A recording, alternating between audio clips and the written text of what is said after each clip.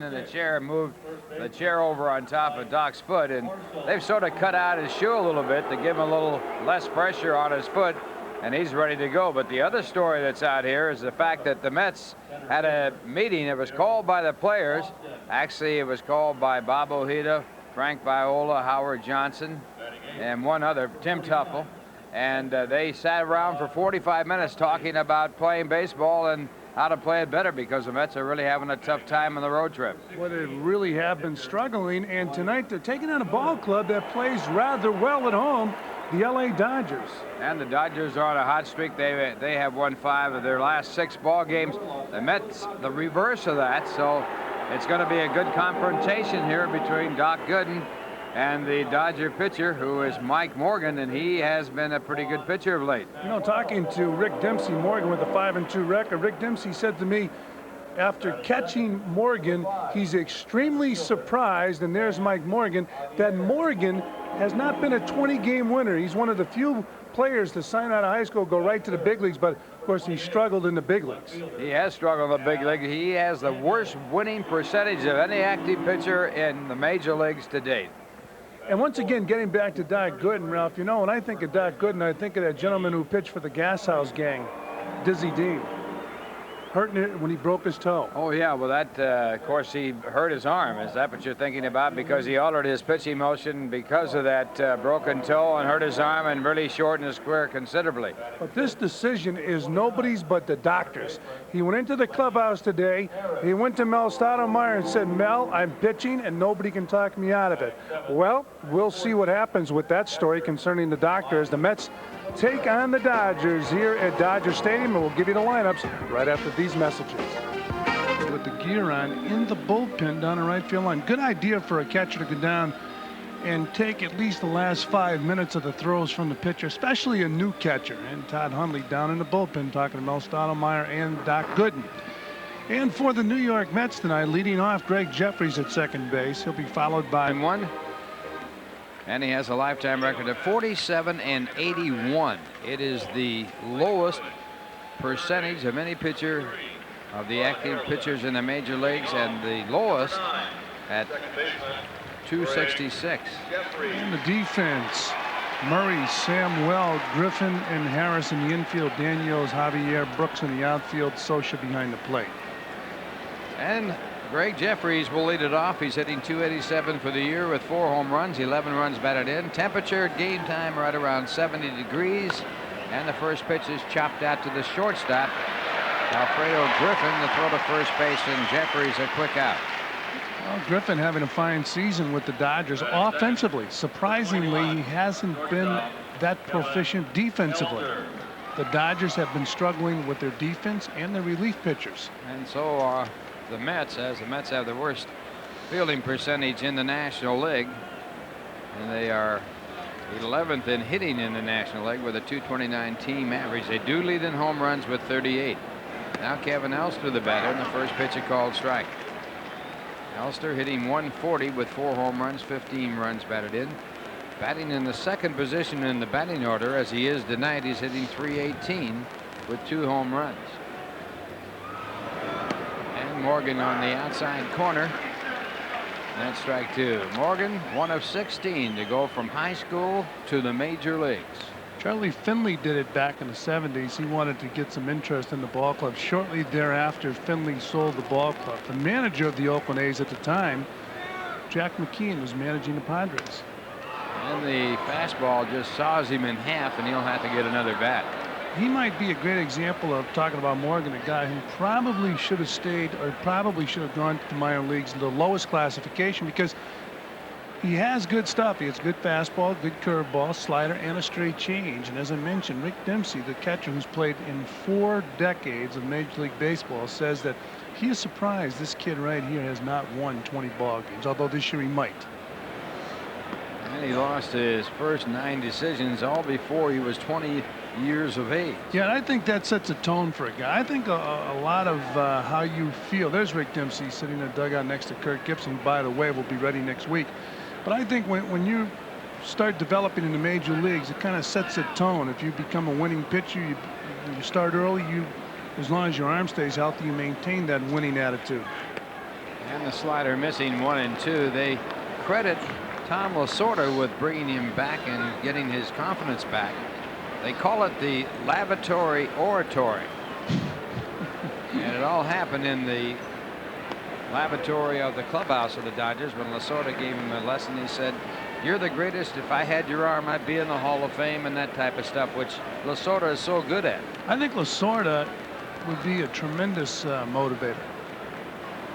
They even carry that lavatory oratory a little farther by the porcelain preacher, they call Tom Lasorda. So it's been quite a story here. Now, does Tom have most of his meetings in the lavatory?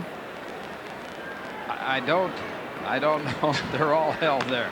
This one chopped foul. Well, they say he might be in the lavatory now because he's not in the dugout. Of course, they call Lasorda's sermon on the mound when he tagged a once timid Oral Hershiser, the Bulldog. So he's got a lot of those things going for him as the count goes to 3 and 2. And it's on the outside corner, a perfect pitch on the 3-2 pitch, and Alster 21 runs batted in. He's never hit the Dodgers well, a lifetime record of .212 against the Dodgers with only 4 home runs. And the fastball to knees. We talked about that clubhouse meeting before the ball game. I was told at first it was Howard Johnson's idea, and then a few other guys surfaced. They closed the door. The coaches had to leave the clubhouse. So did Davey Johnson. And they talked about the ball club. And another one right on that inside corner at strike 2. So Morgan threading the needle here as he gets underway in the first. Here's the last pitch to Howard Johnson. That's a tough pitch right there. The fastball that is heading towards the batter, then tails back and hits the inner part of the plate. And the breaking ball fouled off the end of the bat, so the count stays at strike 2. Morgan last year had a record of 8 and 11. Got off to a great start. Was with Baltimore in 1988.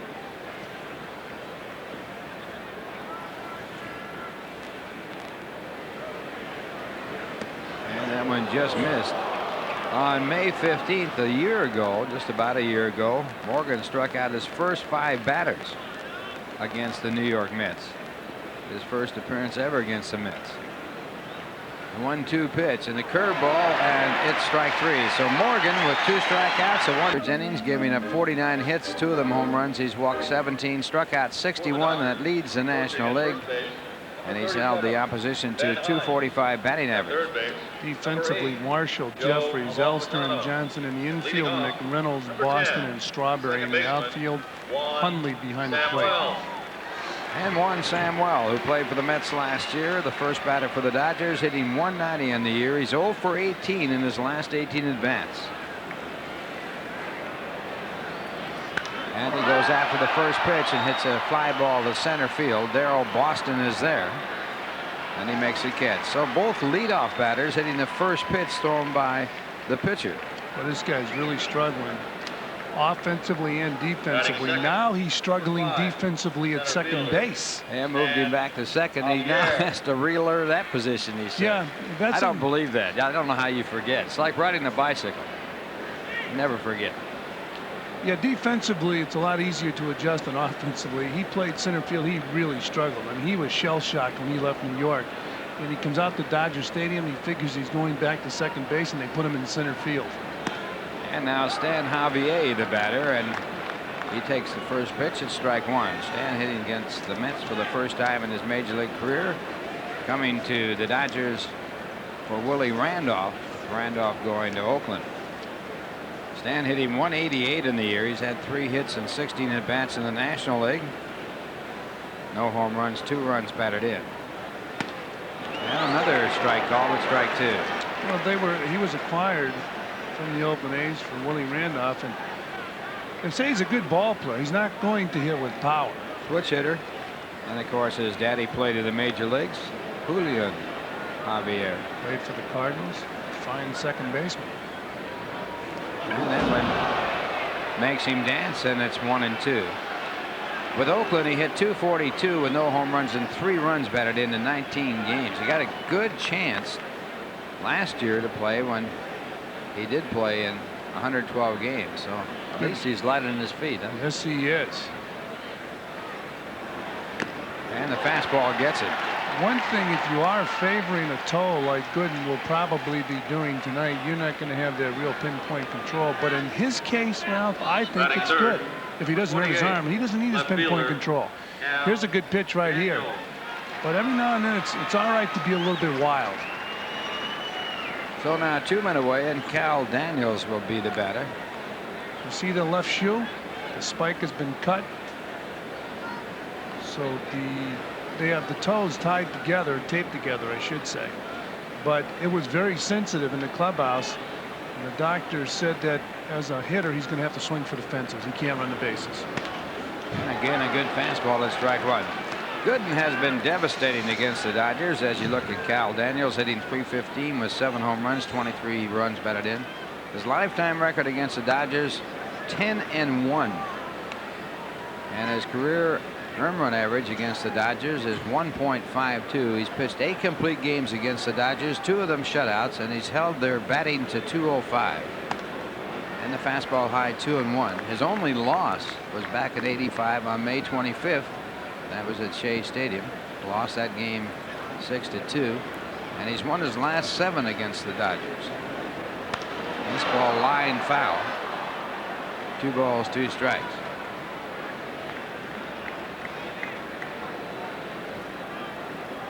Cal Daniels from the Cincinnati Reds. I mentioned Kirk Gibson will be activated next week. And the curveball, a broken back ground ball to Jeffries. He fumbles it, but he'll have an easy play, as Daniels did not go down the line hard. He has been bothered by a bad knee. So a 1, 2, 3 audience, any publication, reproduction, retransmission, or other use of the pictures, descriptions, and accounts of this game without the express written consent of the Mets, Sterling Doubleday Enterprises, and Sports Channel is prohibited. Darryl Strawberry, the lead it off here in the top of the second, no score, and the first pitch, ball 1. Darryl hitting .228. He has 4 home runs, 13 runs batted in. He has really had trouble hitting in Dodger Stadium. And the fastball, a strike. It's 1-1. Strawberry's lifetime record here in Dodger Stadium, 186 with 8 home runs. Mike Morgan, the pitcher for the Dodgers, and the fastball fouled away, 1-1.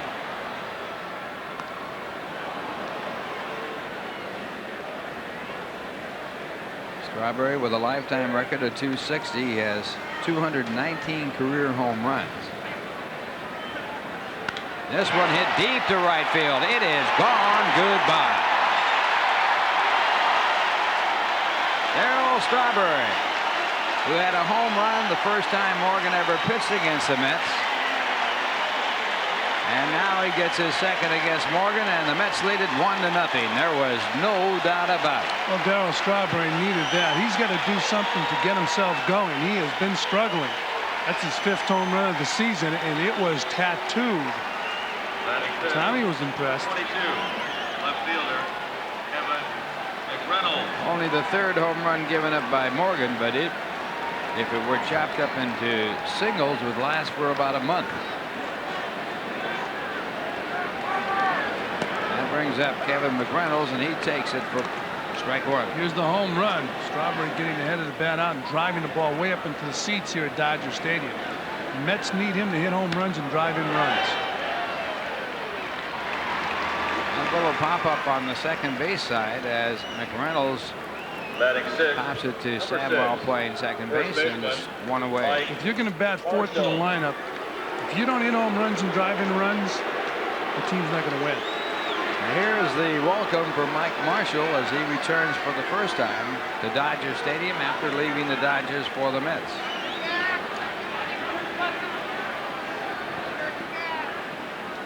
Marshall hitting .220 with 3 home runs, 13 runs batted in, 2 for 8 against the Dodgers at Shea Stadium in the 3-game series that the Mets, should say 2-game series that the Mets played with the Dodgers at Shea. Mets winning both. And the first pitch, ball 1. Mike was one of about 8 players taking extra batting practice today around 3 o'clock. A good slider, 1 ball, 1 strike. The Mets have taken extra batting practice about 6 times on this road trip.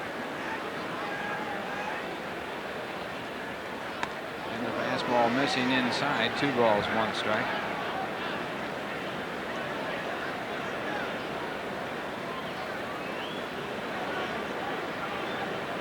Mike had some good years for the Dodgers as he fouls off the sinking fastball. 2-2.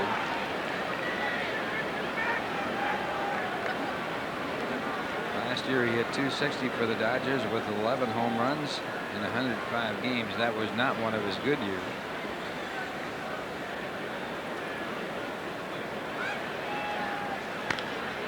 Ground ball to the third base side. Lenny Harris over to first base to Murray. And Marshall is out. How many times do you see an infielder almost lose a ground ball in the Batting lights? seventh, number 7. Lenny Harris Center almost fielder, lost Almost that did ball. there. That was a high chopper. Yeah, but still considered a ground ball, right? Watch this. Whoop. He sure did lose him, didn't he? How would you explain it to Tommy Lasorda? I lost that ground ball in the lights. Well, Billy Lowe's lost one in the sun one time. A little chopper out to the mound. That's funny. Now the batter will be Darrell Boston. Boston hitting .237, 1 home run, 5 runs batted in. He takes a strike. Boston has been up only 6 times against the Dodgers, obviously coming from the American League. He's 2 for 6. He takes a fastball that's inside. 1-1.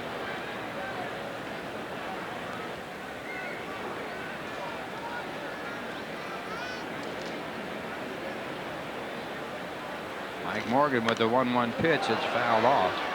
1-2. You know, watching extra batting practice today, Ralph, you don't see as many balls in batting practice hit over the wall as you used to. Must be the dead ball they're playing with now. Either that or it's guys are all, you know, they're so concerned with using the whole field. And there's one fouled away, so the count will stay. If a lot of the hitting instructors, and many of them are, preaching the Charlie Lau theory of hitting, hitters are going to try and use the whole field more times than ever before, but the home run production should be down. Can't hit home runs with the Charlie Lau theory. There's a ground ball to the second base side, fielded by Samwell, and he picks up the out that retires the side. But the Mets take the lead on a home run by Strawberry. And we're going to the bottom of the second inning, and the Mets leading 1-0. Eddie Murray will lead it off. He's hitting .288 with 5 home runs, 17 runs batted in. He missed a complete game against the Mets in New York, and that stopped his consecutive game streak at 389. It was the second longest in the major leagues. And he goes after the first pitch, pops it up in foul territory. Long run for Johnson. It's out of reach. Losing his footing over there on the auxiliary scoreboard. Eddie Murray has to be the only guy active who's had his number retired. The Baltimore Orioles retired his number. He had a great career for them. Well, they're either saying we respect what you did, we appreciate what you did, or you're never coming back. They don't expect him to come back. Huh? So Eddie Murray back to the plate to count 1-1 as Gooden misses with a fastball. He's not hitting with the power they're used to seeing Murray hit with. He's spraying the ball around. Something we talked about last inning. You don't want Eddie Murray to spray the ball around. 333 home runs and a .295 lifetime batting average with Baltimore. There's a pitch that's called a strike. It's 1-2. Eddie Murray picked up switch hitting in the minor leagues after he became a professional ball player. What amazes me about it is he's a power hitter as a switch hitter, or has been in the past. I think it's a lot easier to get into pro baseball. If you have good speed, become a switch hitter and slap the ball around. But this guy is it with power from both sides of the plate. I believe he's 1 home run away from tying Mickey Mantle, hitting a home run from the left and right side of the plate in 1 game. Might be in 1 game, but he's a long way away from Mickey Mantle in total home runs. But 1 game hitting home run from the left and right side of the plate. There have been some good power hitters, switch hitters. Rip Collins of the St. Louis Cardinals, Mickey Mantle, obviously. Reggie Smith, who played in both the American and National League, also played here. And Howard Johnson. That's got a pretty good second baseman switch hitter also. Of course, he's so young. Eddie Murray, a lifetime .291 hitter with 358 home runs in his major league career. It's like Jeffries right there. Good switch hitter. Let's have 2 of them in their infield. He was #1 in the major leagues in runs batted in the 80s. So he has been very efficient. 996 runs batted in the decade of the 80s. That's an average of 99.6 a year. The kid behind the plate for the Mets, a switch hitter. Not of the caliber of Howard Johnson and Greg Jeffries. And Gooden misses with a fastball, and Eddie Murray becomes the first base runner of this game. So this stat, Hubie Brooks against Dwight Gooden has had 17 hits and 37 at-bats coming into this game. Coming into this year, I should say. He has worn the doctor out. And he's a good clutch hitter. So far with the Dodgers, he has really shown that he can hit in the clutch. The Dodgers have been a confusing team. They play well at home. On the road, they struggle. They got tattooed in New York by the Mets. One of the 3 games were rained out. They had just a terrible road trip in the East. They came back out here, and they've been playing winning baseball at home. 5 out of 6 on this homestand. And Gooden's next pitch is in the dirt. Good play by Huntley. He has great mechanics behind the plate. He's got a good build for a catcher, too. But I'm sure he blocked an awful lot of baseballs in his backyard. Todd Huntley, brought up from Jackson when Barry Lyons was put on the DL by the New York Mets. 21 years of age. He can handle the glove. And in a game like this, the doctor's in charge. 1-1 pitch, and the fastball hit down the right side, foul. Talking about Hubie Brooks, the first game that he played for the Dodgers, he broke up a no-hitter by Bruce Hurst. That was on opening day in the 7th inning, then hit a 3-run home run in the 8th to win it for the Dodgers 4-2. It was only his 2nd home run at Dodger Stadium in 144 at-bats.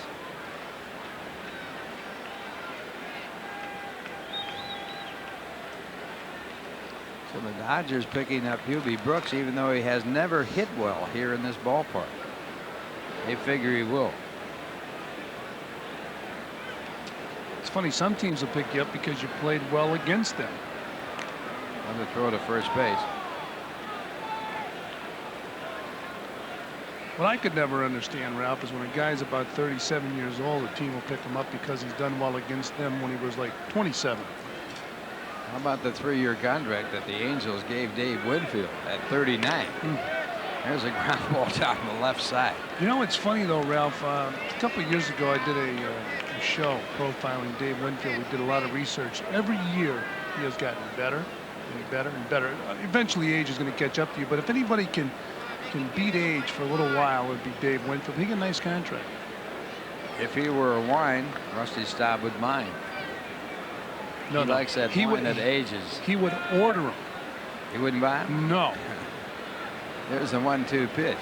And it's punched to right field. So once again, Hubie Brooks owning Doc Gooden. He can't get him out.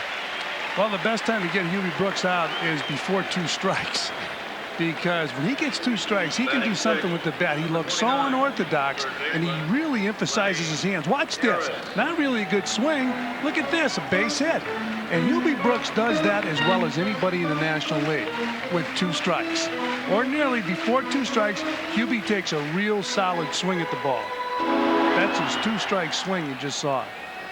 And it puts runners at first and second with no one out. The Mets lead him 1-0 on the home run by Strawberry, and Lenny Harris will be the batter for the Dodgers. Harris hitting .276. No home runs. He has 6 runs batted in. And he fouls off a fastball.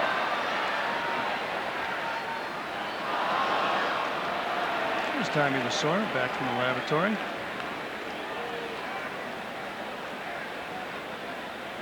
Well, he's a baseball treasure, that guy. Got a multi-year contract with the Dodgers. When the Yankees tried to sign him late in the 70s, from what I'm told, they had a meeting in New York. Shortly thereafter, Peter O'Malley signed him to a long-term contract. First Dodger manager to have a long-term contract. Popped up. It's an infield fly. Pop-up.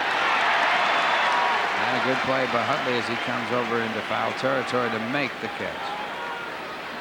Murray back to second. Brooks back to first base. 1 out. Mike Scioscia will be the batter. Catcher, Mike Scioscia.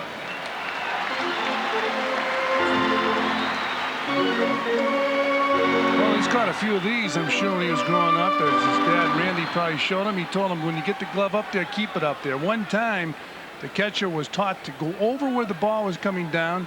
And even if you had to put the glove up in the air to block the sun, when the ball came down, turn the glove and catch it chest high, which made absolutely no sense. And since then, catchers have been catching the ball. When they have the glove up in the air, they catch the ball with the glove above their head. So Mike Scioscia is stepping in.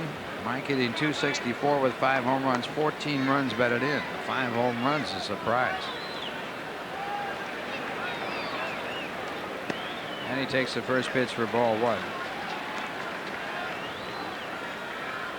Dodgers are very happy with Scioscia swinging the bat this year. They like to have him drive in some more runs, but they said he's been picking up a lot of base hits. He's only averaged about 32 RBIs a year in his 10 years in the major leagues. And about 5 home runs. And the fastball fouled out of play. It's 1-1. And he puts about 10 guys in the hospital with concussions at home plate. Nobody blocked home plate any better than that guy right there. How about Johnny Roseboro? Well, it's interesting. Vince Scully told me that he felt Mike Scioscia was even better than Johnny Roseboro, and Roseboro was as good as anybody.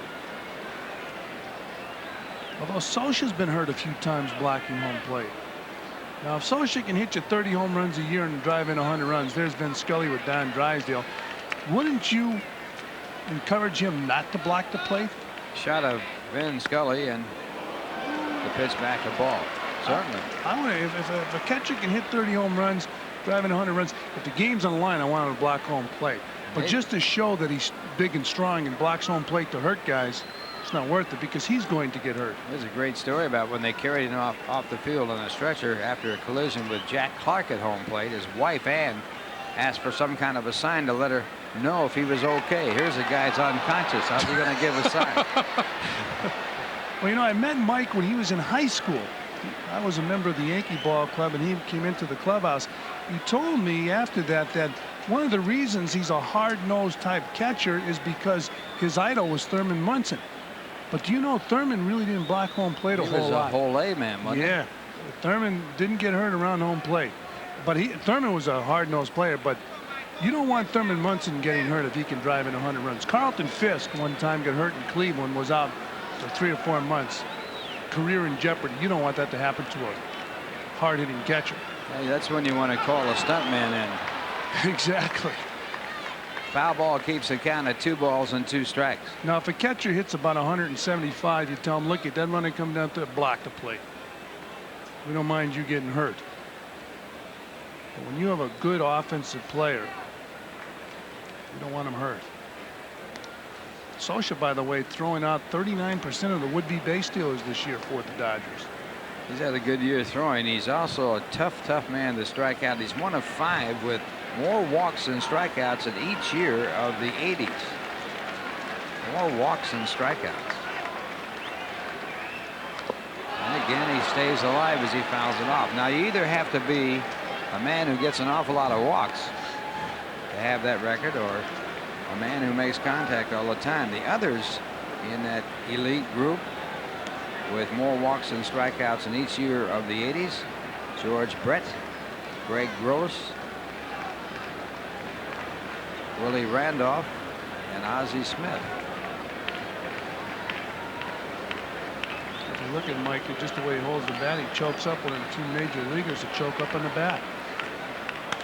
And again, he spoils the pitch, and the count stays at 2-2. Well, they'll never forget the 2-run home run in the 9th inning off Gooden that he hit in 1988 in the playoff games at Shea.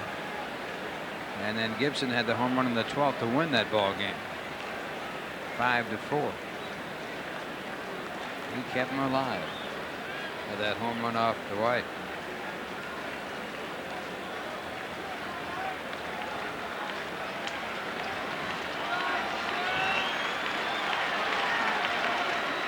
And that foul ball getting the home plate umpire on the mask, Jim Quick. And Mike Scioscia having some good rips. That's a tough pitch to foul off when you're swinging against the doctor. Take another look. It's up. And watch Scioscia I'll tell you, you've got to be really swinging the bat well to foul that ball off.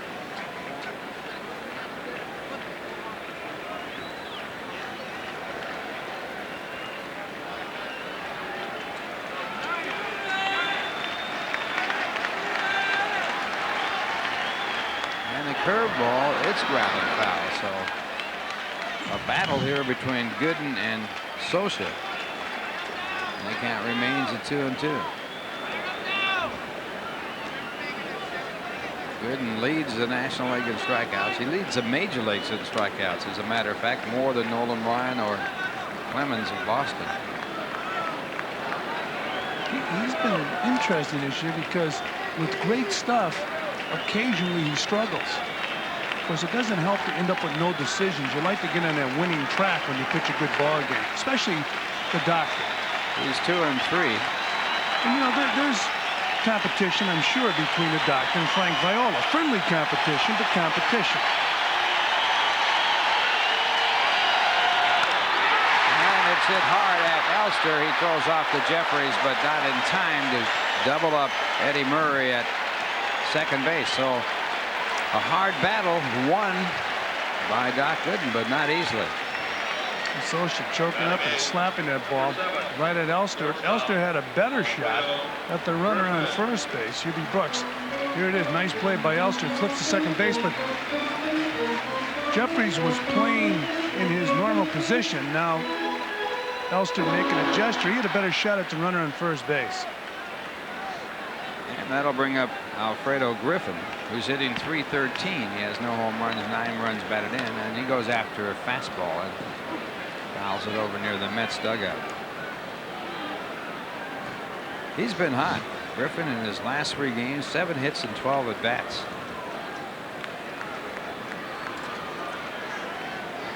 He's been unbelievable with the bases loaded. He's hitting .500. He didn't know it until after yesterday's game. He said, I want my teammates to get on base then. And this ball fouled away. You know, in 1988, he had 3 bases loaded triples to drive in 9 runs.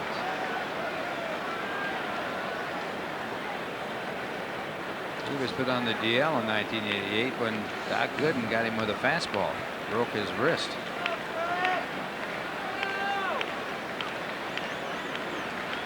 Two strikes to count. Got him. That'll end the inning, and Gooden gets out of it after. Hey, by the way, Ralph, we got Mets Inside Pitch coming up this week, and we have to pick the Sugar Daddy Home Run Award winner. Who are you going to give it to? 49. Catcher. I'd say Gary Templeton. That was the sweetest shot of the week, but we give it to a Met player. Hamilton with that grand slam home run off Frank Viola. I'd say Kevin Elster, because Kevin hit that 3-run home run for the Mets. It gave them a chance to win their only game in this road trip. Okay, then Kevin Elster wins the Sugar Daddy Award. Now wait a minute, we have one more man to get in on this. Rusty Staub. He has a vote, doesn't he?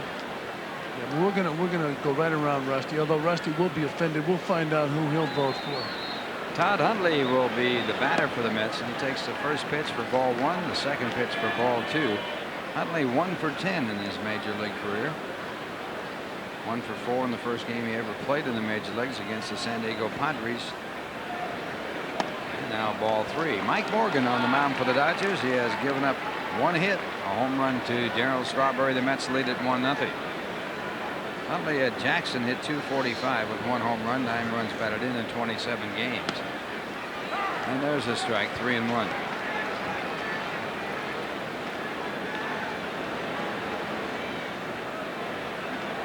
Hundley, a switch hitter, and he'll walk. So the Mets get their leadoff batter on, and that brings up Doc Gooden, who's probably unhappy that he walked, because now he'll have to bunt. I mentioned earlier the doctor said that he's going to be swinging for the fences tonight to tell Ralph and Rusty they'll be happy. By the way, you know, talking about Todd Hundley, the pitchers have been very happy with the way he's handled the ball game.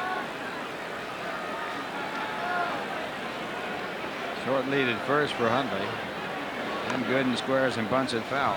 It was interesting that he was in the bullpen warming Doc Gooden up. Now, I don't think he's ever caught Doc Gooden. So that's a good way for him to find out how good his breaking ball was and how fast his fastball is and what the movement on the fastball would be. Smart move. There's some protection on Gooden's left foot.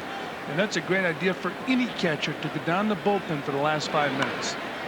And this bunt out to the first base side. A good bunt by Gooden as he limps down the line. And on the sacrifice, Huntley goes to second. A lot of catchers just take it for granted. Even the veteran catcher. It doesn't hurt a veteran catcher to walk down to the bullpen and catch the starting pitcher for a few minutes. Gives the starting pitcher a chance to throw to a guy with his gear on. But most catchers don't do it today. So a runner in scoring position with 1 out, and Greg Jeffries a batter. Greg saw 1 pitch his first time up and grounded out to short. Batting .287. And the curveball for ball 1. Jeffries is tied for 7th and 2 base hits with 10. He has never hit well against the Dodgers. His lifetime average .215 with 1 home run. And it's up the middle. Might bounce through. It's cut off by the second baseman, Sam Well, and that'll save a run. But it's a base hit for Jeffries, and now the Mets have runners at first and third as Samwell shows good range going back a second to make the catch. Well, Jeffries hitting the ball, hitting on top of the ball, getting that top spin. Yeah, nice play by Samwell, but forget it. His only play is if the runner rounds third base. Jeffries with real good speed.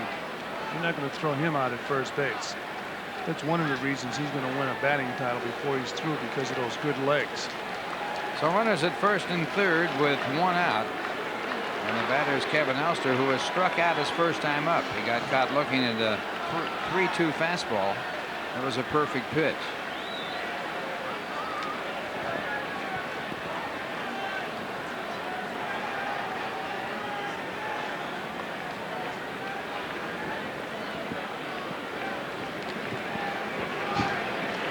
Elster with 4 home runs, 15 runs batted in.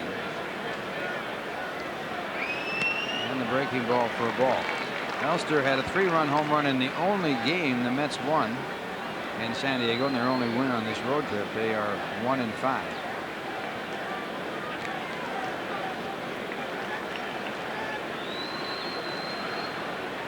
Mets lead the National League in home runs with 38.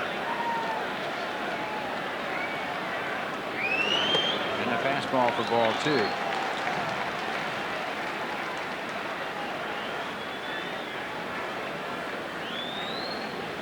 Mets are in 5th place in the National League East. They're 5.5 games back. The Dodgers are in 2nd place in the National League West. They're 7.5 games out. You know, it's a surprise that they're not farther behind the Cincinnati Reds than they are. Jeffries back at first. Cincinnati Reds are just on a tear. And the Dodgers lost Kirk Gibson, Oral Hershiser, and Jim Goddard. You look at Jeffries leading off first base. And also Jay Howell. And Jay Howell. The 2-0 pitch hit in the hole, a base hit, and Elster drives in a run, and the Mets lead it 2-0. And Elster likes that number 2 spot in the batting order.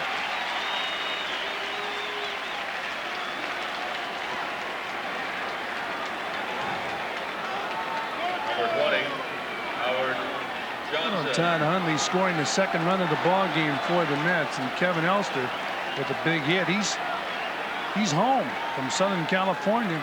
He gets the ball, hits it in the hole. Todd Hundley scores easily, and Jeffries now on second base. So the Mets with runners on first and second and 1 man down. And Howard Johnson coming up. Howard was struck out on a curveball his first time up.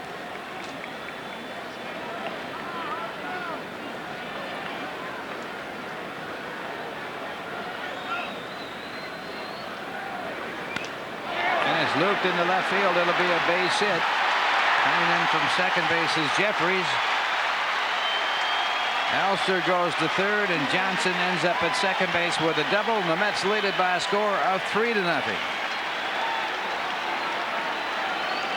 Well, extra batting practice paid off for that guy, Howard Johnson. He's been taking a lot of extra batting practice on the road. Good pitch right there. That was a nasty pitcher's pitch. and you just have to throw your hands up in the air. Howard Johnson hitting the ball off the end of the bat and looping it in the left field, and Jeffries scoring easily. Here it is again. Howard Johnson kind of serving the ball out there. Now they're going to walk Strawberry intentionally. You know, set up the double play. And Tommy Lasorda, just another manager who has all kinds of respect for Strawberry. As you mentioned earlier, Ralph, he's never hit that well here in L.A., although he hit a home run his first time up. And he's been struggling with the bat, but Tommy Lasorda says, I'm walking him. Well, it's certainly the percentage play here. Left-hand batter. Strawberry has 2 home runs off Morgan in a brief period.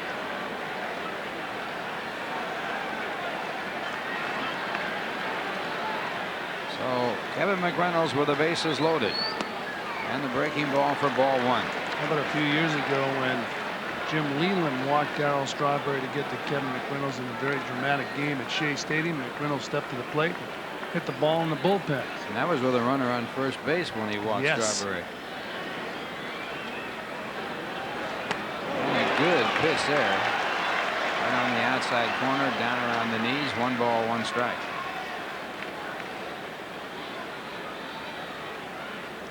And that last pitch to Kevin McReynolds, that's a pitcher's pitch. That's better than a pitcher's pitch because it dropped out of the strike zone. 1 ball, 1 strike. Comes back and misses low and inside. 2-1. Mets leading by a score of 3-0. Dodgers have not scored for Morgan. Last year, Morgan was supplied with the fewest runs of any pitcher in the major leagues. The Dodgers got him only 2.53 runs. This one is long. It is gone to goodbye land. Grand slam home run by Kevin McReynolds. And he has done it again.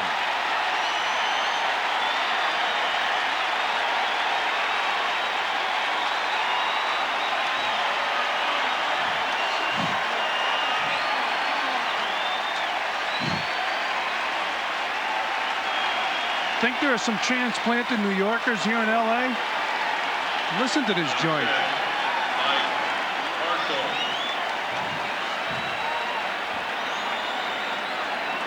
Darryl Strawberry gets an assist. They walk Darryl to get to Kevin McReynolds, and Kevin tattoos the pitch over the left field wall. That's what happens to managers. When you walk somebody and the other guy punishes you, you start talking to yourself.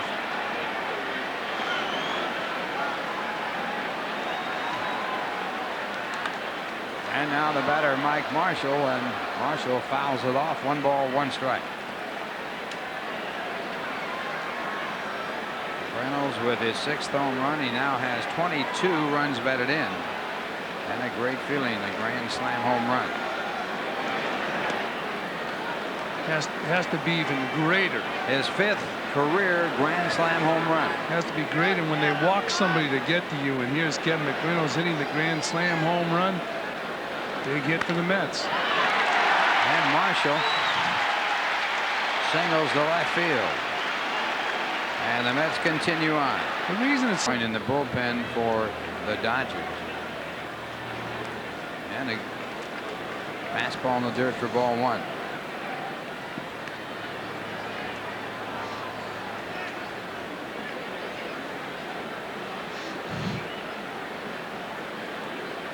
His previous grand slam home run was in this ballpark off Tim Cruz on August 30th, 1989. Only one in the National League last year. That's unusual. Yeah, that's very surprising that only 1 grand slam in the National League for the whole season.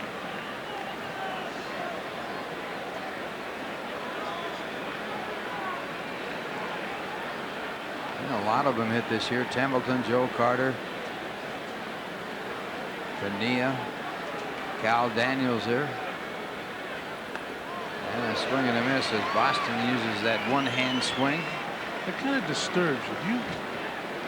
I bet it keeps you awake at night sometimes. When that's like learning how to push a car down the road in an Indianapolis race.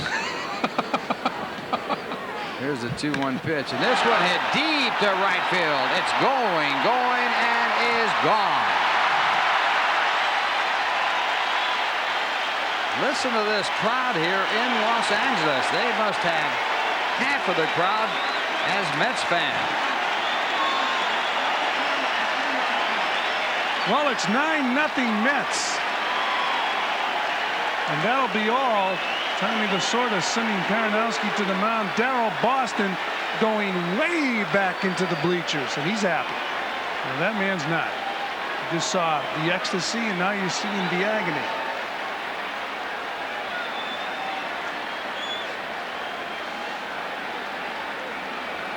Darryl Boston hitting this ball way back into the bleachers. Gilby Brooks is impressed.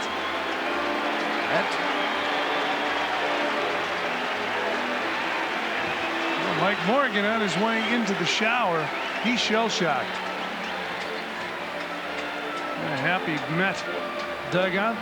We mentioned earlier they had a closed-door clubhouse meeting amongst themselves. Whatever they said, it hit a nerve. I guess it was Mike Morgan's nerve it hit. Todd Hundley worked out a walk against Mike Morgan. And Mike Maddox with his first pitch is ball one.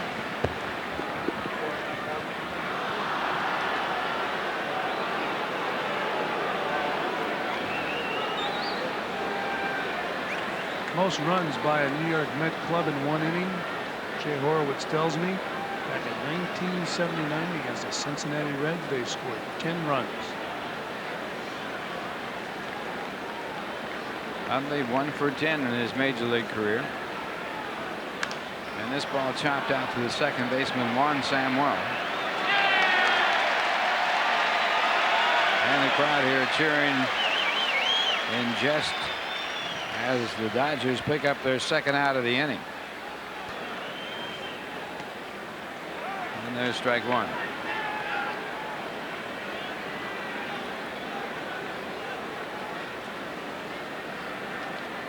Gooden with 3 hits this year. He's driven in 5, and he is bothered by that sore foot. And that's strike 2. He's really got to be careful. He had to know something, as he didn't. That's right, he could have gotten out of the start. He must have known something. The Mets are going to explode here tonight. I'd take him out after 5 innings, though.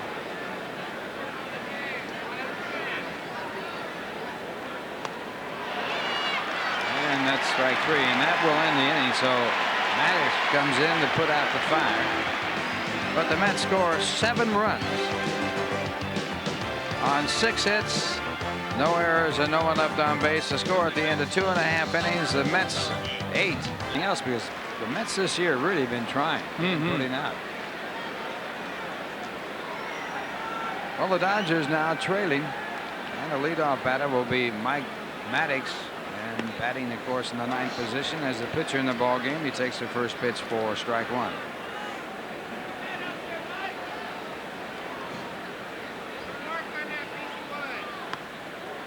And the fastball for a ball. 1 ball, 1 strike. That's 8 runs on 7 hits. The Dodgers have no runs on 1 hit, pardon me. And Maddox swings through that pitch. It's 1-2. Told by Kevin Meininger, our producer, that Seattle has scored 6 runs in that ball game against Milwaukee. They have the lead now. This ball hit hard. Elster takes it in the air just off the shoe tops. And Maddox, hitting like his brother, Greg Maddox, is out. Hit that ball well. Number 10, Juan The big surprise Samuel. if the Dodgers pulled the surprise. A couple of weeks ago, they traded Willie Randolph to the Oakland A's. I asked some of the Dodger players why, and they said he was one of the few guys that they could get something for. Like Stan Hobby. And the first pitch to Juan Samuel, taken low for ball 1. Samuel hit his first pitch his first time up and skied out to center. He's 0 for 19. This guy had to be shell-shocked after he left New York last year. And struggling here as he did in New York, hitting 190 coming into this game. He's got 18 stolen bases. And he goes through the fastball. You know, the amazing thing about Juan Samuel is that he got off to such a great start. He was dominating ball player for the Phillies in his first 3 or 4 years. He has to be a streak hitter, though, because he has that long swing and strikes out quite a bit. Check swing, a bouncer toward first base. Marshall scoops it, throws to Gooden, who covers the bag for the out. The doctor is really favoring that left foot. Marshall talking to him, I'm sure, about the left foot right now. As we mentioned before, it was not Davey Johnson. It was not the Mets front office. Here you can look at the doctor kind of jogging to first base, and now he hits the base and starts to limp with that bad left foot. It was Dwight Gooden's decision. He went into Mel Stottlemyre and said, nobody's going to talk me out of this. He said, I don't want to have Davey Johnson or Frank Cashin or anybody talk me out of it, so he's on the mound because he wants to be there. And his first pitch to Stan Javier. Ball 1. Javier was struck out his first time up. Gooden has struck out 2 in this game. He leads the National League in strikeouts. He leads the major leagues in strikeouts with 63. Another ball called, 2-0. Javier originally signed by the St. Louis Cardinals. He was a free agent at the time, traded to the Yankees, and then on to Oakland in the Ricky Henderson deal. It's 3-0. His best year, 1988, when he hit 257. Are we seeing more sons of ex-major league ball players in the major leagues today than ever before? Yeah, they're playing longer now. Yeah, they are. You saw Roberto Alomar in San Diego. His father had a fine career in the major leagues. Ken Griffey is probably the best example of all. Daddy and his son playing in the same year in the major leagues. That's incredible. And Ken Griffey Jr., they say, is some kind of player. There has never been 3 generations of family playing in the major leagues. And this ball hit down the line. Javier will make at least a double. Now he'll go on and make it a triple. And Javier with a base hit.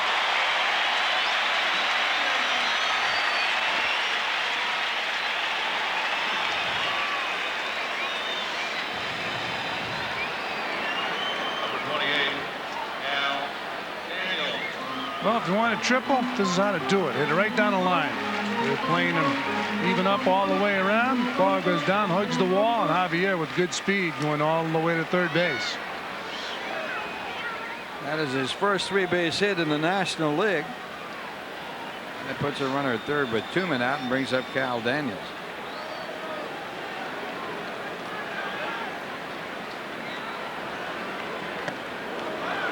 And that one, ball 1. Nice catch right there by Hundley. The reason, because the ball took off. That high fastball, a lot of times you don't get the glove up in time, and when the ball takes off like that, it can go right by you, hit off the glove. 1 ball, 1 strike. What Todd Hundley has to hope for is the Mets can win while he's getting accustomed to major league pitching while swinging the bat. Because if they win, I'm sure Davey Johnson will keep him in the lineup. And a good fastball foul. 1 and 2.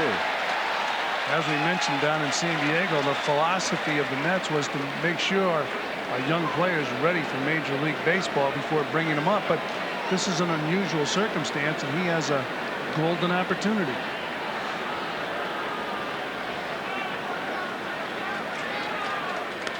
Daniels again fouls it back. Fastball foul back, 1 and 2. So far, it looks like the doctor has been staying with every pitch Todd Hundley has called so far. Boy, is that a boost to your confidence when you're a young catcher. You're looking for something to build confidence on, and the best way to do it when you first get into big leagues, especially at this age, is do it with your receiving. It's easier to receive a baseball and throw a baseball than it is to hit a baseball.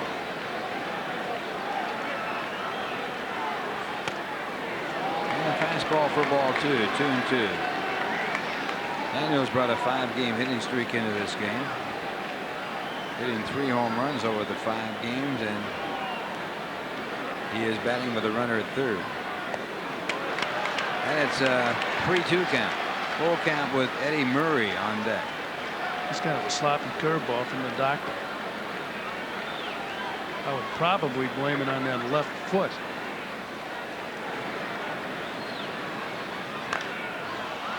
off to the third base side. Tough play for Johnson. He throws it away. Javier scores from third base. And Daniels going on to third base. And he's in there safely. That'll probably be a base hit and an error and an RBI. Well, 13th error for Howard Johnson this year.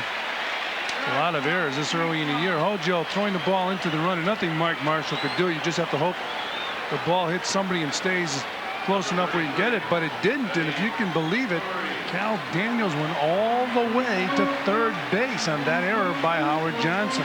It is being scored a base hit and a run batted in, an error charged, allowing Cal Daniels third base. And that brings up Eddie Murray.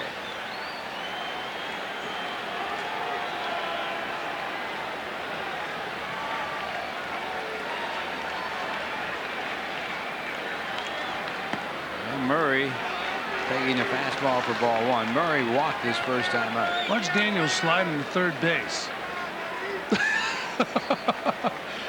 He didn't want to hurt himself with that head first slide. 1-0 pitch to Murray, a fastball for ball two, 2-0. Daniels almost stopped and then did the head first slide, almost like going off a diving board. That's right. Almost like being pushed off a diving board.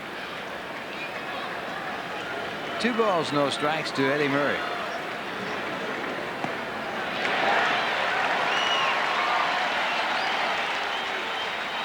And it's 3-0. I would be surprised if the doctor goes more than 5. I think you're right, Frank. And Murray walks for the second time. That puts runners at first and third with 2 men out and brings up Hubie Brooks. And now the batter Hubie Brooks, and he takes ball one, 5 in a row out of the strike zone. Brooks singled to right center on a 2-strike pitch his first time up.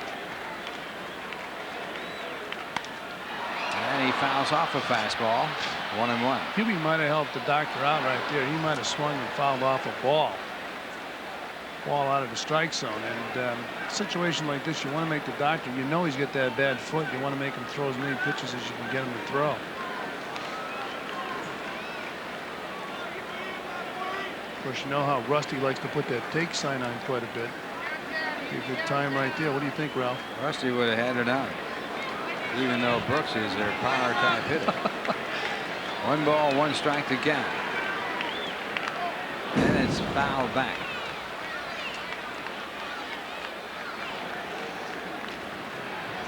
Hubie was the 68th Mets third baseman in 1980. 1981 for the Mets, he was third in the Rookie of the Year voting. Valenzuela was first and Tim Raines second. He holds the Mets record for consecutive games with at least 1 base hit, 24. And with the Mets, he hit .271 with 28 home runs in 1980 through 1984. With Montreal, he hit .279 with 75 home runs in 5 years with Montreal. 1-2. 2-2.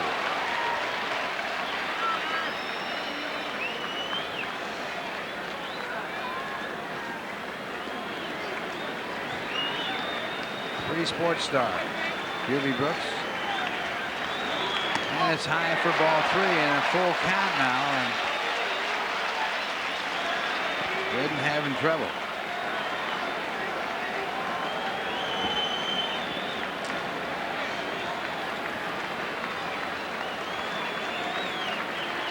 Runner at first base will be running with the pitch. He goes. And this ball hit out to deep left center field. Back to the wall is Boston. And he puts it away. And Hubie Brooks misses an extra base hit. And the catch gets Gooden out of the inning with only 1 run scored. There were 2 hits and a walk and 2 men left on base. The score at the end of 3. The Mets 8 and the Dodgers 1.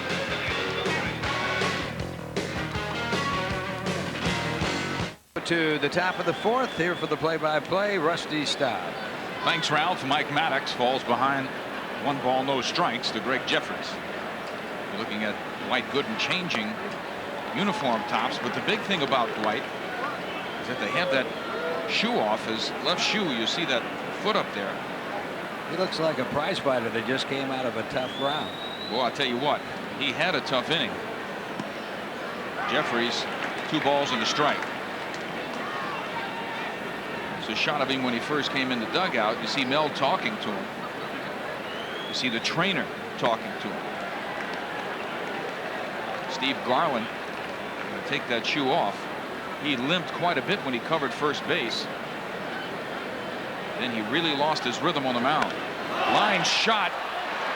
Tailing away. It's going to be for extra bases. Jeffries rounding first. He stumbled a little bit. He's going to have to hold now at second base with a double. I don't know whether he hurt himself or what. Looks like he did. He stumbled rounding the bag. Elster, shortstop. Right here, Jeffries picks up his 11th 2-base hit. He was tied for 7th before the start of the ball game. And he now has his position moved up to tied for 2nd in 2-base hits. He is 3 behind Presley of the Atlanta Braves. And brings up Elster. Elster 1 for 2 with an RBI. Fouls it off.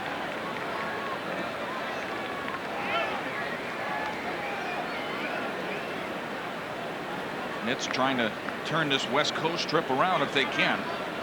It's been a miserable start. A couple of good victories here in Los Angeles. Make that long ride back tomorrow afternoon, Ralph, a little better. A lot better. I say tomorrow afternoon. It'll be tomorrow afternoon here. By the time we get to New York, it'll probably be 2 o'clock in the morning. That's good. Salvage this trip and come back 3 and 5. If they win both these games, their record will be at an even 500.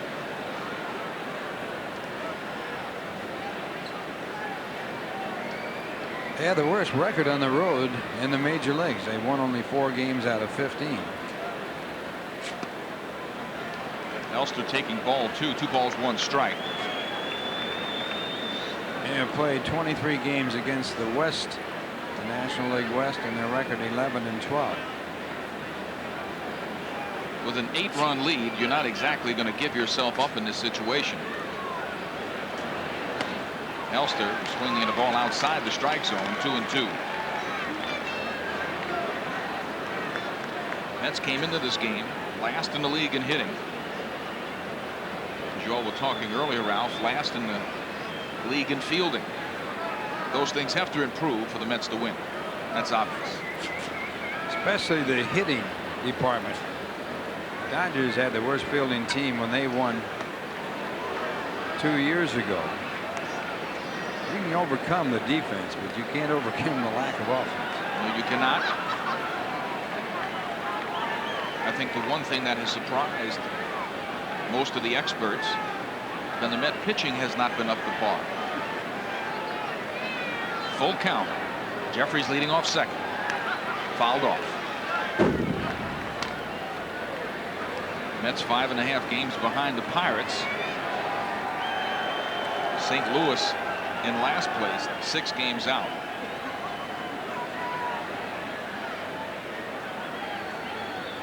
Mets in this 32-game stretch against the West. 1 game under 500. They're 11 and 12. Ground ball a second. That'll move the runner. Bad hop. Jeffries, no. Jeffries stops. He had a notion to go to home. And a call out an error on Juan Samuel. That's his 6th error of the year. This ball comes up and Samuel didn't come up with it. And it bounces away. Jeffries coming over to third. The ball gets away. He rounds the bag, makes a good turn, and then decides to put the brakes on and get back to third. And he's hurting a little bit. He's definitely favoring. He's got a pulled groin. There's no doubt about that. Howard Johnson with men on first and third and nobody out. Ball inside.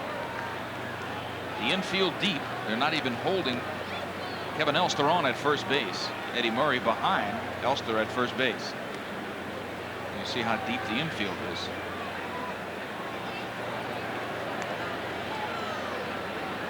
I don't understand that. They're playing for the double play, but they're not holding the runner on. Eddie Murray made that decision. They haven't changed it. Ground ball to second. 4, 6, 3. Double play. Jeffrey scores on the play, but He's no got it. RBI credited to Howard Johnson, and Jeffries is hurting.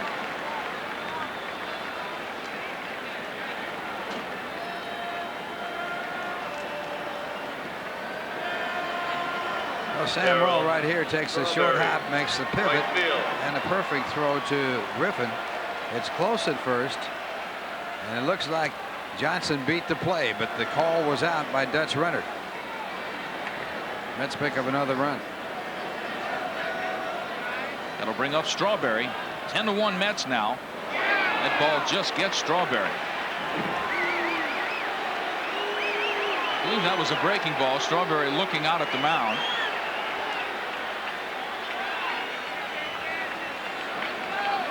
I don't think that ball got him real bad, Ralph. What do you think? No, I don't think so either.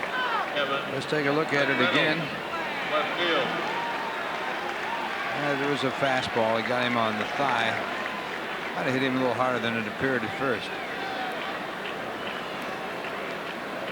Looked like it was a slider, but the ball came back. It might have been a toward the backup plate. slider. Backup slider, possibly. Kevin McReynolds, last time up, he hit that big grand slam home run. It's a little slider for a strike. Again, Murray playing behind Strawberry. In a way, to me, that seems like it's that American League brand of baseball, Ralph. With no insult to the American League. 9-run lead, the guy is not supposed to run, so the defense is going to try to take advantage of that, put themselves in a better defensive position. That shouldn't be. Strawberry 4 for 4 in stolen bases. 2 balls and a strike, 2 down.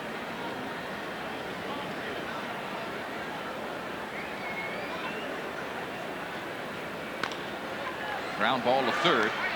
Harris, long throw. Gets McReynolds. The Mets do put another notch up on the scoreboard. We'll see what happens with the doctor. After covering first base in the last inning, he struggled. Fouled out of play. Strike 1.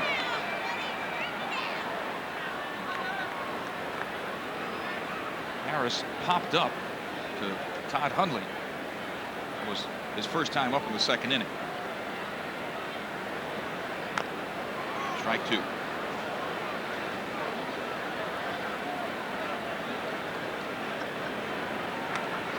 Dwight Gooden trying to get at least through the 5th inning. It's that 9-run lead. You can only hope favoring that foot is not going to develop into anything that's going to bother his arm. Fouled out of play again down the left field line.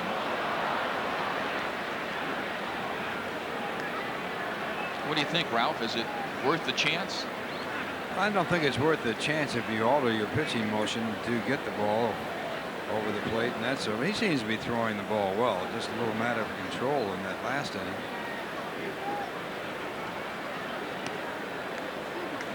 Two and 2 now.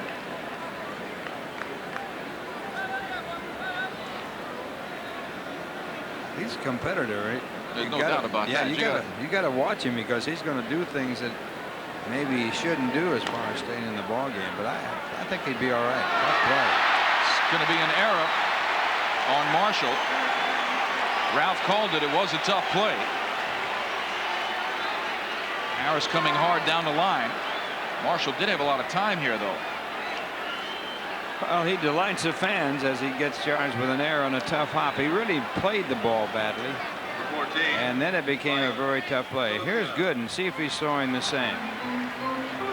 He's definitely throwing the same way that he does normally, and he's coming over to cover first. He's running fairly well there, but again, he's the kind of guy that can tolerate pain.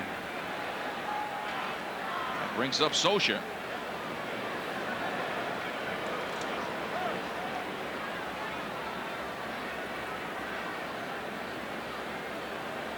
Marshall, inexperienced at first base. When you have that much time, you really don't have to try to charge and get that ball on a short hop.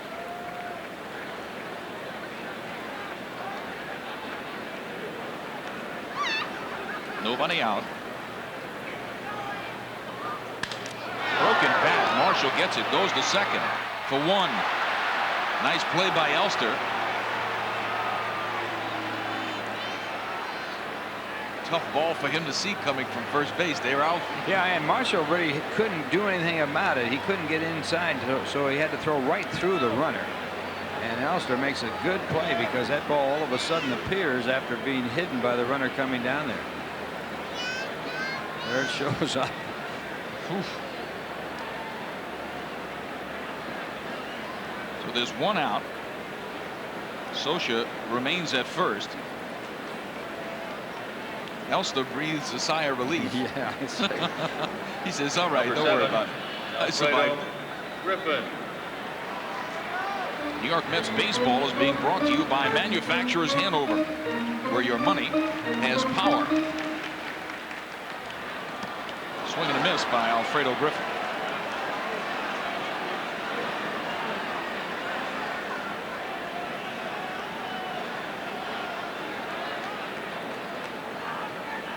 Well, Griffin right here really chops at that one. Looked like he was playing cricket. It was not a good hack. Another one. Good curveball there out of the strike zone, obviously, but it had good movement on it. Sharp break. He's got that swing down. He's going fishing for that ball down and in. Tommy Lasorda taking it all in. He is not a happy camper.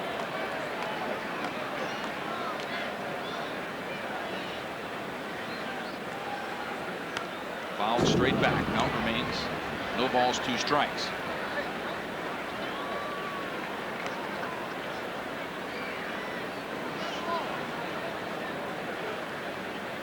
Pitcher Maddox in the on-deck circle. Not any activity down in the Dodger bullpen. Maddox did hit a line shot to the shortstop his last time up. Swing and a miss. Doctor gets Griffin. The second time in a row he's struck out Alfredo. Strikeout number 3 for Doc. Well, he gets him with a fastball here with a lot of pop on it. Maddox. His 3rd strikeout of the game, and he had that ball right by Griffin. 2 down. Howard Johnson playing in at 3rd. Right on the line.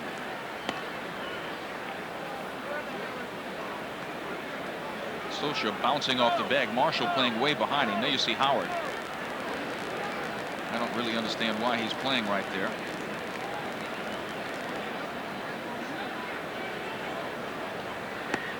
There's a strike. 1-1. Why would you play that close to the line here, Ralph, and that close in? Well, last time up, Maddox lined it to the shortstop. He's not Babe Ruth. You don't have to guard the line against a pitcher. That ball just inside. 2 balls and a strike. Although Babe Ruth was a pitcher, wasn't he? Yes, he was. And a great one. Now that's bad positioning right there. Probably Gooden throwing. You're not going to pull him. Ground ball to shortstop. Elster. Little flip to Jeffries. To the 3rd baseman. And he singled into 3rd and scored a run. He scored a run following a home run by Darrell Boston. Mets 2 home runs in that inning. Grand slam by McReynolds.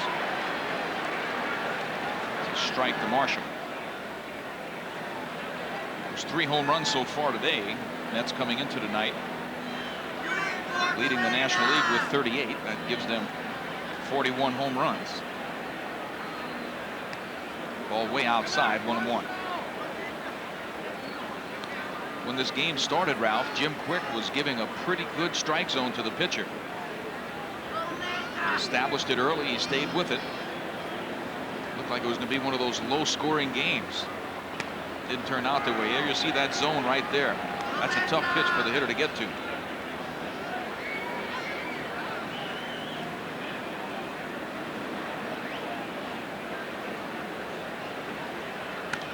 Marshall still 1-2.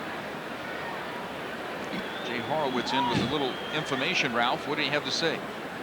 He said that Kevin McReynolds left the game with an inflamed right knee. It's not really thought it to be serious. He's going to be examined by Dr. Joe. Still a ball and 2 strikes. Marshall in his first appearance back in his old home ballpark. He was not the popular player that others have been here for the Dodgers. Ground ball up the middle. Samuel backhand. Throw, and he gets Marshall. 1 down.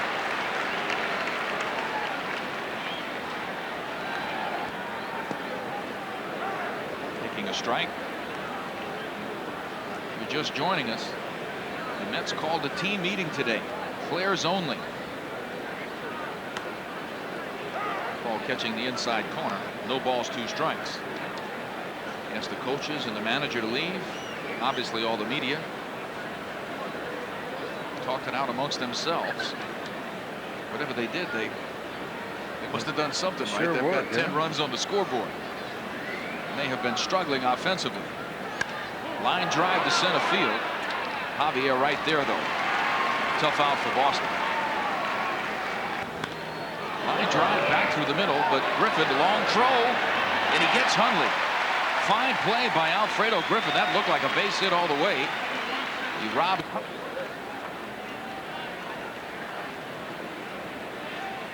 Juan Samuel leads it off, bottom of the 5th. Ball 1. They got a lot of strange rules. Zane Gray, a pitcher, was put in to be a pinch runner, and he called for his jacket and started to put his jacket on. And you cannot put a jacket on if you're a base runner as a regular player or a pinch runner. But if you're a pitcher and you get on base, you can wear a jacket. Timmy McCarver always liked that. He hated those pitchers that put on jackets in 90-degree weather. I know. 2 balls, no strikes. Samuel taking a strike. Zane Smith.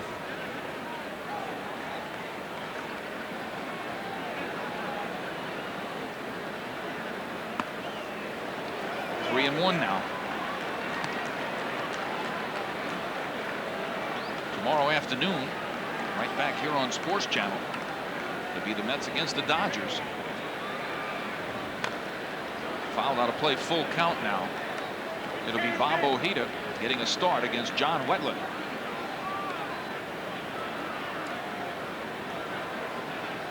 Davey Johnson moving Ron Darling to the bullpen.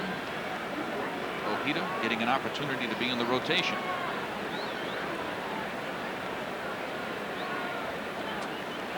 Full count, nobody out. Slaps it foul.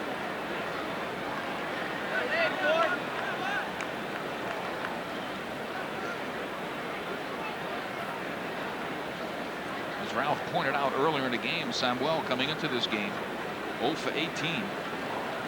He's now 0 for 20.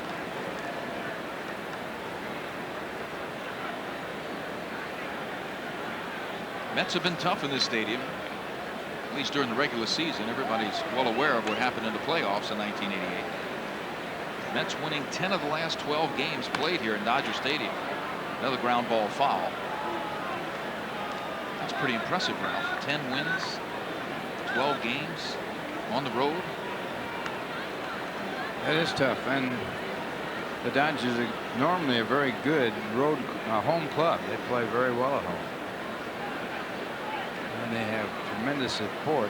Paid crowd here tonight, 39,876.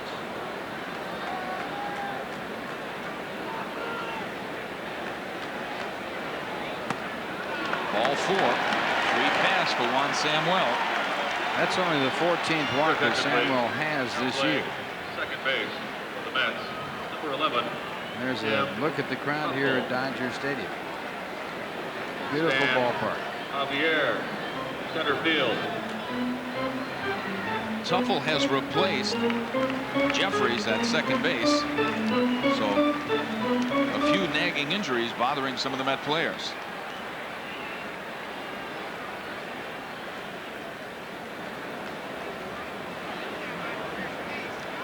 Jeffries looked like he was having a problem with his groin. McReynolds out. A little problem with his knee. Gooden pitching with a bad foot. Trying to get through this 5th inning. Stan Javier. He scored the 1 run the Dodgers have scored. Looks like there's a balk called there. That balk called by Terry Tater at second base. Very impressive balk call. A 10-1 score. Like, just can't believe the discretion that's used here. 10-1, nobody's going anywhere, and they call a balk. I don't. It's like you must have a quota during the week. Someone's got to call it. If you don't call one, I'm behind. First balk for Gooden this year.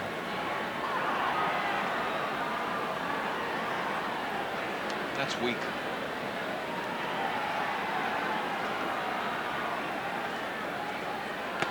Swing and a miss by Javier.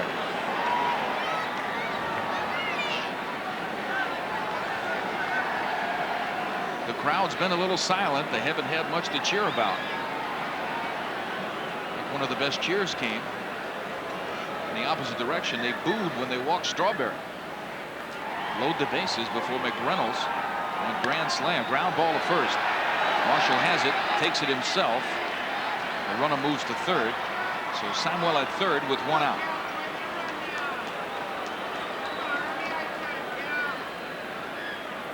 Cal Daniels, left field.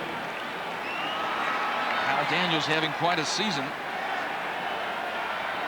He did drive in the only run the Dodgers have scored.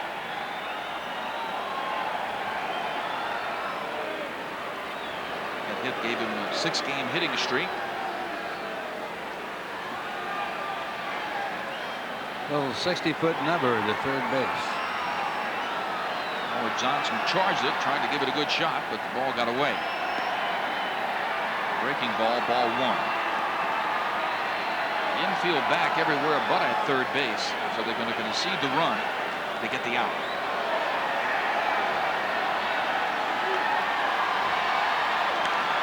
Fouled out of play, 1-1.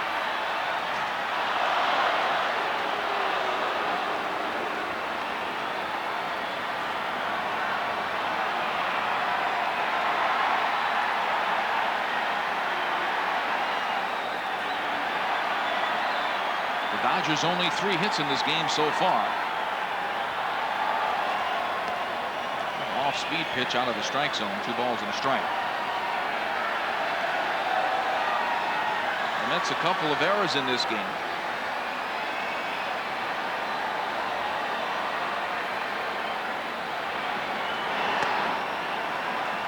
The doctor is struggling, Ralph.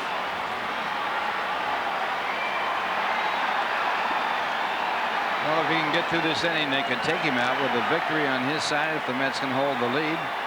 I'm sure they're watching about that or thinking about it. Gooden has not had a complete game this year. Big swing and a miss by Cal Daniels. Full count. In the 2-game series at Shea Stadium, Dwight Gooden with that 15 strikeouts. There's actually 23 strikeouts in that 2-game series. Before tonight, only 3 strikeouts. Just got a piece of it and fouled it straight back. Mets have been #1 in strikeouts all year long. Came into this game with 291. That leads actually the whole major leagues. With Viola, Gooden and Cone in the top 4 in the league. Gooden is number 1.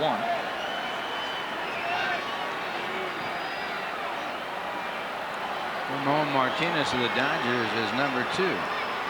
Viola 3 and Cone 4. Ball 4. So the second free pass of this inning by Gooden.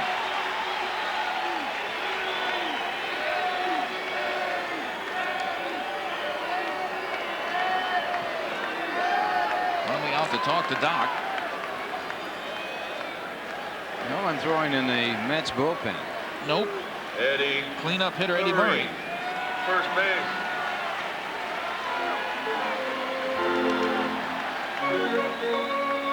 You and Fran were talking earlier, Ralph, about the dominance Gooden has had over the Dodgers.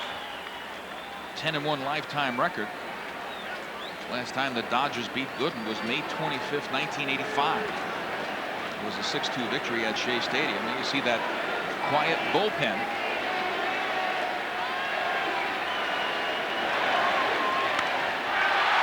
Line drive to left. It'll score a run. Sacrifice fly. Carry on the return throw into second base. Holds the runner at first. Dodgers score their second run. It's 10-2.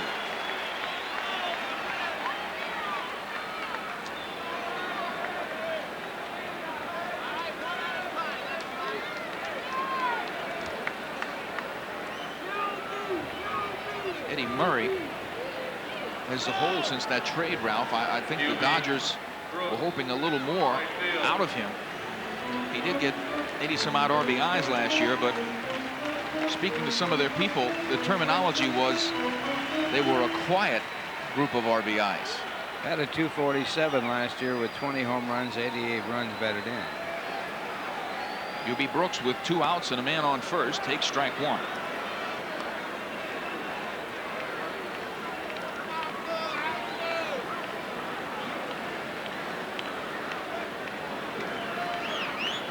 Whitehurst moving around in the bullpen. Line drive to center field. Boston's right there. And the Doctors out of this inning. He strands 1.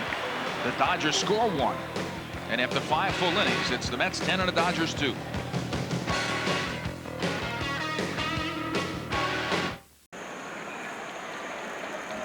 Davey Johnson has gone to the bench. Magadan will now hit for Doc Gooden. Dwight Gooden, 5 complete innings. Gave up 2 runs on 3 hits and 1 error. Magadan takes strike 1. Mike Maddox on the mound for the Dodgers. Tim Tuffle in the on-deck circle. He replaced Jeffries. It's 1-1.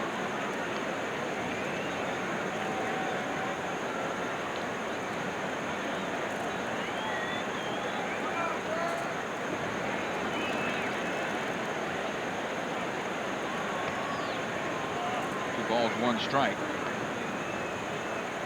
Magadan 14 hits in his last 37 at bats. That's a .378 clip. Just foul. 2-2. You're looking at Dwight Gooden being congratulated as he left the game at the end of that inning.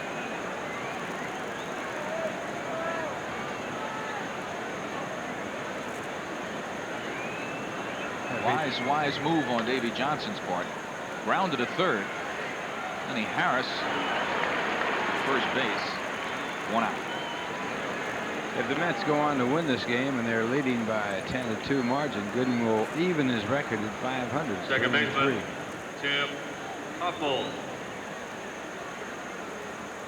Tuffle coming to bat for the first time.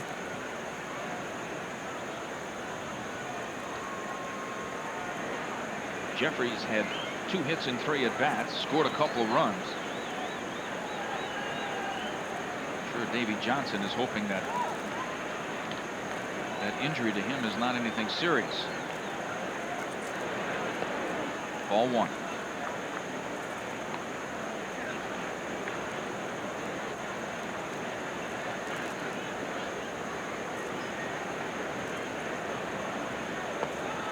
miss by Tuffle. 1-1. Barry Lyons on the disabled list. They had one of those magnetic resonance imaging jobs on him. They didn't see anything serious, but he's going to be on the DL for a while.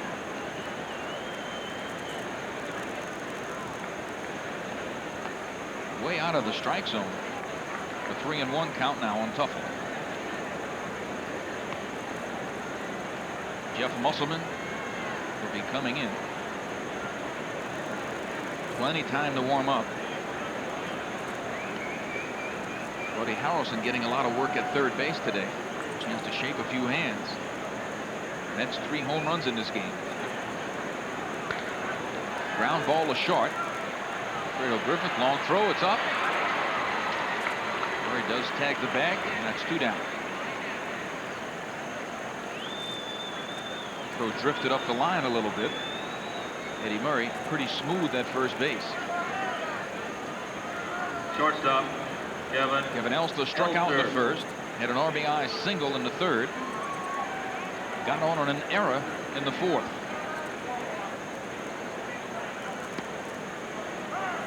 Good strike on the outside corner.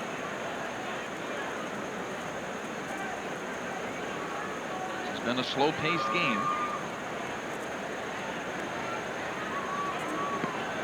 Another breaking ball. Jim Quick says it caught the outside corner. No balls, 2 strikes.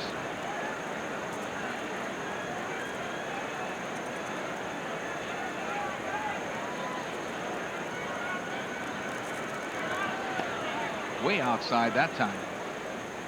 1-2. Elster's base hit back in the third, a big base hit for the Mets. Kept the rally going, and he drove in the second run for the Mets. And then he was aboard when McReynolds hit the grand slam home run. Just outside, 2 balls, 2 strikes. We told you, got to be a little careful taking any pitches. Jim Quick has had a very consistent but wide strike zone.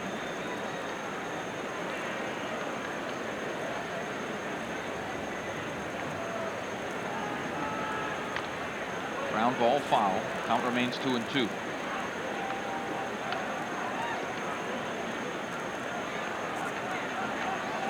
It all started on a big home run by Darryl Strawberry. He hit a bullet about halfway up the bleachers in right center. There's the straw man. They walked him intentionally his next time up, and that filled the bases for McReynolds. Elster goes down on strikes. Maddox a 1-2-3 inning.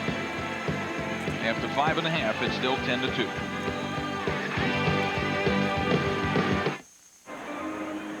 Watching tonight's Mets game on Sports Channel could make you a winner tomorrow morning on WCBS FM 101.1. Be listening at 7:45 a.m. for the Mets quiz with Phil Pepe and your chance to win Mets tickets on CBS FM 101.1. New York's oldies station. You're looking at Dave Magadan. He stays in the game at first base. He will obviously stay in the 9 slot. And Jeff Musselman in the pitch for the Mets.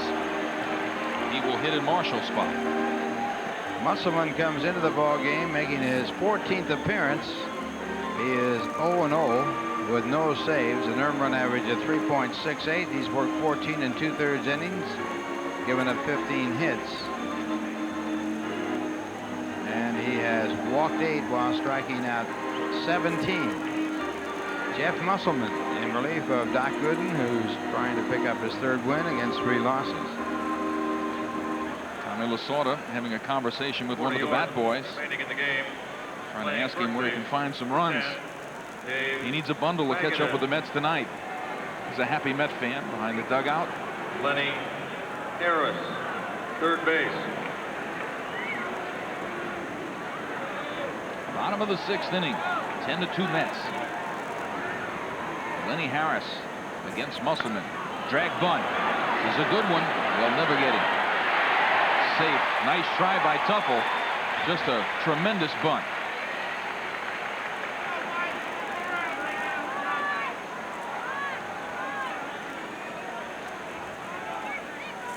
Well, it's right off the drawing board. You want to make the second baseman field this ball, get it by the pitcher and the first baseman. And in spite of a fine play by Tuffle, Harris beats it out. You see Magadan playing behind Harris at first. Mike Socha at the plate. Ball one.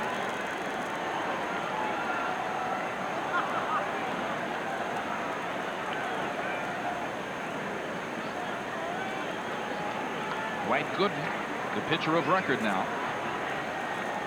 It'll be his win if the Mets hold on. That's ball two. This will be the second time this year Dwight Gooden would beat Mike Markin. Beat him in New York 9-4.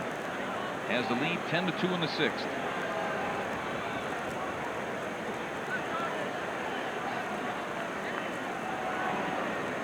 It would give Gooden a record of 11-1 against the Dodgers in his major league career. That's incredible because during the course of that, the Dodgers have had some fine ball clubs.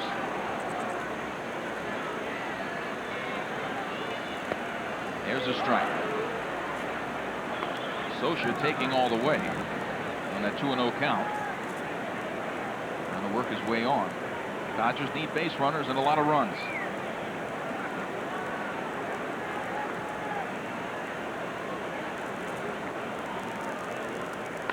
Line shot, might be a double play. Magadan to the bag.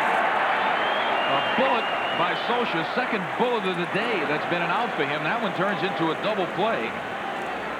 Harris way off the bag. Magadan snagged it. A little trot to first. Double play.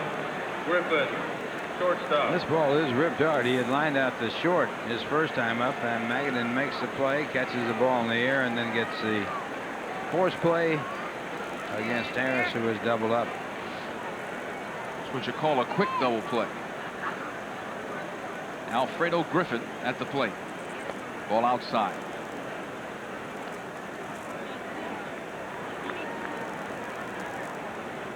Socha's going to have to go take an aspirin, boys. He's at 2 bullets for outs.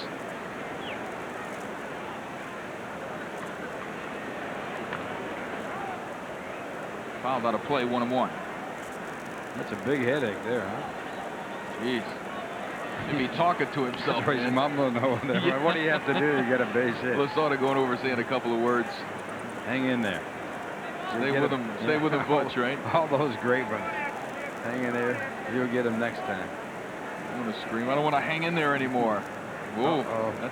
That cat must have crossed his path today. Nice shot, guys. Him sneaking in to go in his locker now. Going to get him when he gets in the clubhouse.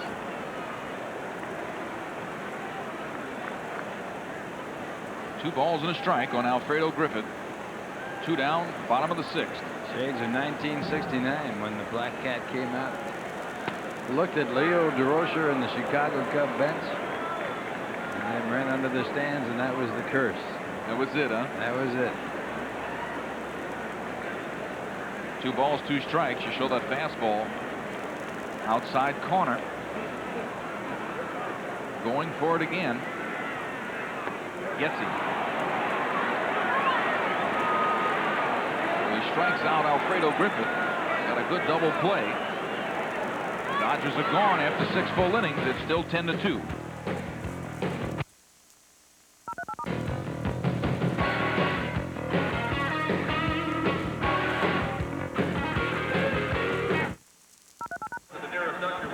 Howard Johnson will lead off the 7th inning.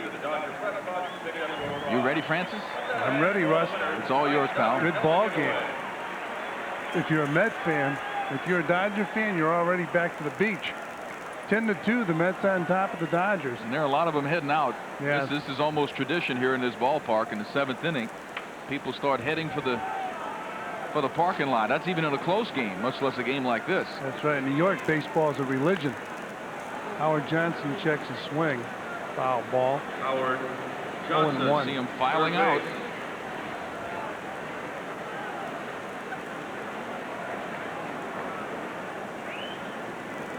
That amazes me. You know it takes them an hour to get here. I guess they're trying to beat the traffic. in the 7th inning. 8 hits in his ball game for the Mets. 10 runs. Howard Johnson, two of the other veterans with a clubhouse meeting before the game. He moves the ball to right field. This looks like a base hit. So Howard Johnson picking up his 2nd hit of the ball game. Your attention, please. Now playing first base. Might be what Howard Johnson needs. Number 9, Mickey Hatcher. He had a 4-game hitting streak coming into this game. You see the people going out to get their cars. Second time Howard has hit the ball not on the front part of the bat, but found the right area of the field to let it fall. Well, here's a man who got it started back in the 2nd inning on a long home run. Darryl Strawberry takes down him, ball 1. Nobody out here in the 7th inning.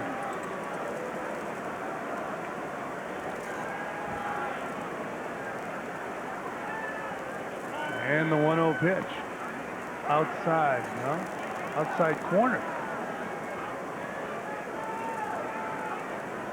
And 1-1.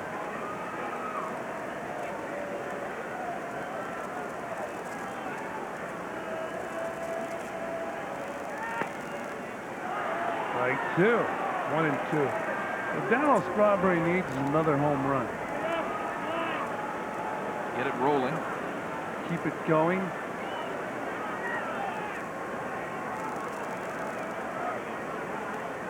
That home run in today's game is the first home run he's hit on the road in 1990.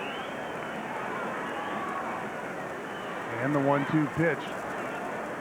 Bounced up to the plate. Mike Scioscia blocked the ball. There's no tougher ball to block than when you're trailing 10-2. Hatcher is at first base for the Dodgers. Mike Scioscia. There's Mickey. Mickey Hatcher. What a character here in L.A. Character anywhere he goes. There's Wally Whitehurst.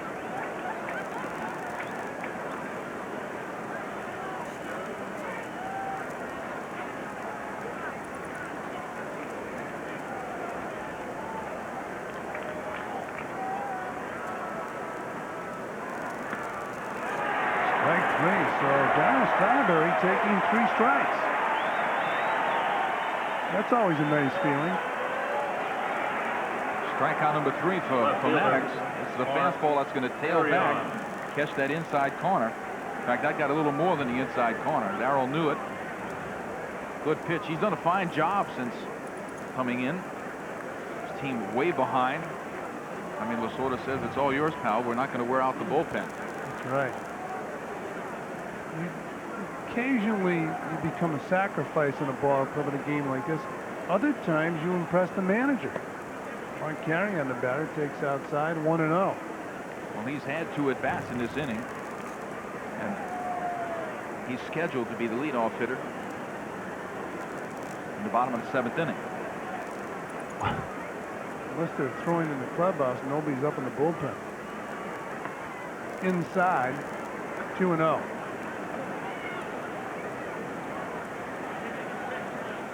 If Southern California is a laid-back section of this country, this is a laid-back game right now.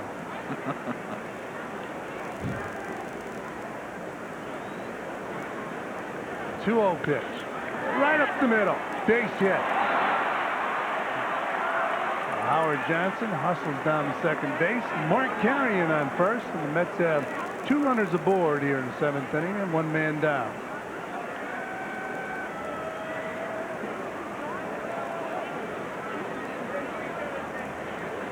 See it 10-2. Your attention, please. 10 runs on 10 hits and 2 errors. For Musselman. Dodgers 2 runs, 4 hits and 1 error. Mets continue with the miscues. And Tom O'Malley will bat for Mike Marshall. We get a shot at getting in this game. So he's hitting for Musselman. I should say Musselman should.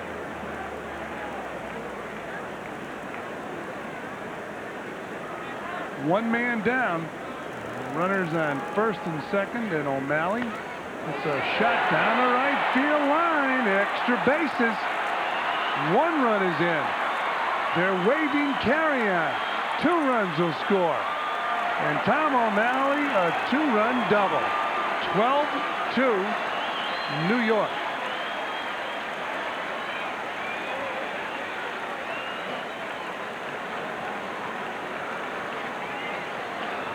O'Malley needed to get a hit. Been a while for him. Just down the line. Hatcher, good try for it, but doesn't get it. So O'Malley, 2 RBIs. You see the throw coming in. No chance of getting carry on. He was already across the base. So Maddox will now pitch to Darrell Boston with 1 man down here in the top of the 7th and 2 runs already in. Boston takes up high, ball 1. Boston hit a long home run back in the 3rd inning. So Darrell and his brother Darrell have home runs in this game. Tom O'Malley on second base. Inside, 2-0. Boston right now batting .244.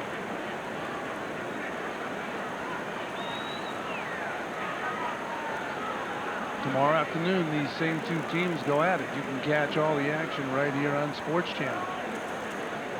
2-0 pitch. A looper in the left field. Here comes Daniels. Cannot make the play. A base hit for Boston. O'Malley goes to 3rd. So runners on the corners. It's like one of these old pickup games. Ball is falling amazingly well for the Mets tonight. Of course, some of them have fallen extremely well. They're falling outside the ballpark. Catcher. This one almost a catch. A little short hop. Daniels could not get it.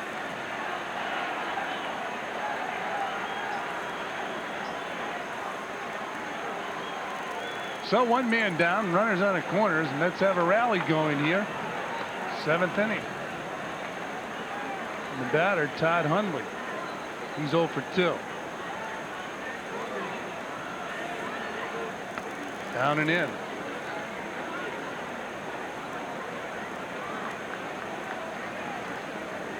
I'm sure it's been a long time since Mike Maddox has pitched this many innings or thrown that many pitches, Fran. Obviously tiring. Did not check his swing. 1-1. Yeah, it's tough when you're in a ball game like this. Usually it's a tight ball game. The adrenaline's flowing. He came into a circus. Let him throw strikes.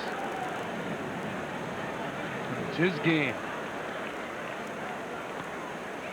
Strike 2, 1-2 on Todd Hundley. He'll be followed by Dave Magadan, who batted for Dwight Gooden last time around.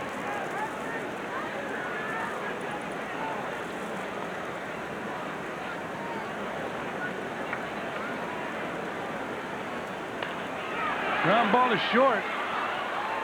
And there's a double play, a 6-6-3 double play. That'll do it for the Mets here in the 7th, but they pick up 2 more runs, and after 6.5 on the scoreboard, it's 12-2 Mets.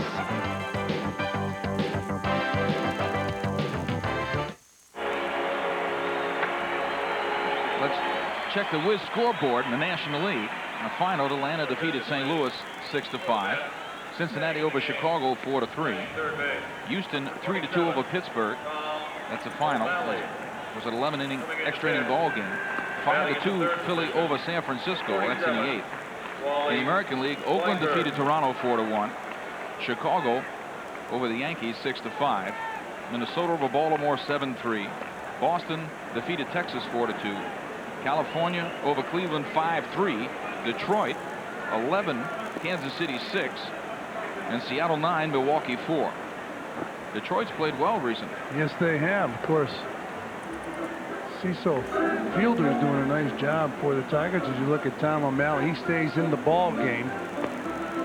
And coming in, Wally Whitehurst, he'll bat in Howard Johnson's slot. By the way, it's the 7th inning stretch, Mets fans. Time to head for the mountains and round up a round of that refreshingly smooth, ice-cold Busch beer. Your attention, please. For the Dodgers, batting for Maddox, number 20, Brian Traxler.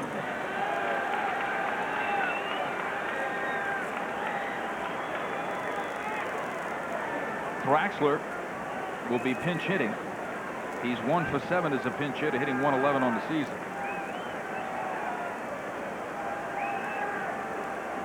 So Traxler facing Wally Whitehurst, like a spring training ball game. All kinds of changes. Yeah, Trax looks like he's been over in 73rd and 3rd a couple times, eh? Won't be getting on the big guys.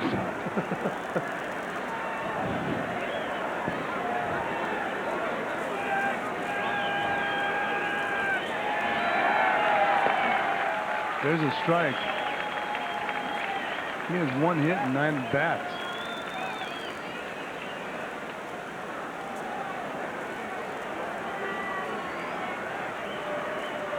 Oh and 2. Outside, 1 and 2. This is a tough spot to bat in because you know the umpire wants to get this ball game over, so you better be loose. Better cover the plate. Better cover the plate. Get it. Look at 1 down. The only problem is if you're a young player, you want to impress a guy like Tommy the Sword, and if the umpire calls the ball a little bit outside of strike, you've got a problem. This is a pretty good curveball.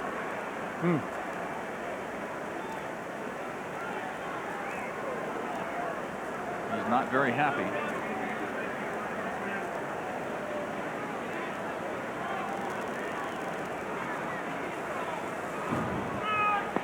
Juan Samuel, the batter, he's 0 for 2. He's also walked and scored 1 of the 2 Dodger runs. It's been Mets night at Dodger Stadium. 12 to 2. 12 hits. Dodgers only have 4. Juan Samuel swinging through a fastball, 1-1. Boy, this guy's really struggling this year here in Dodger Stadium. Started off swinging the bat very well.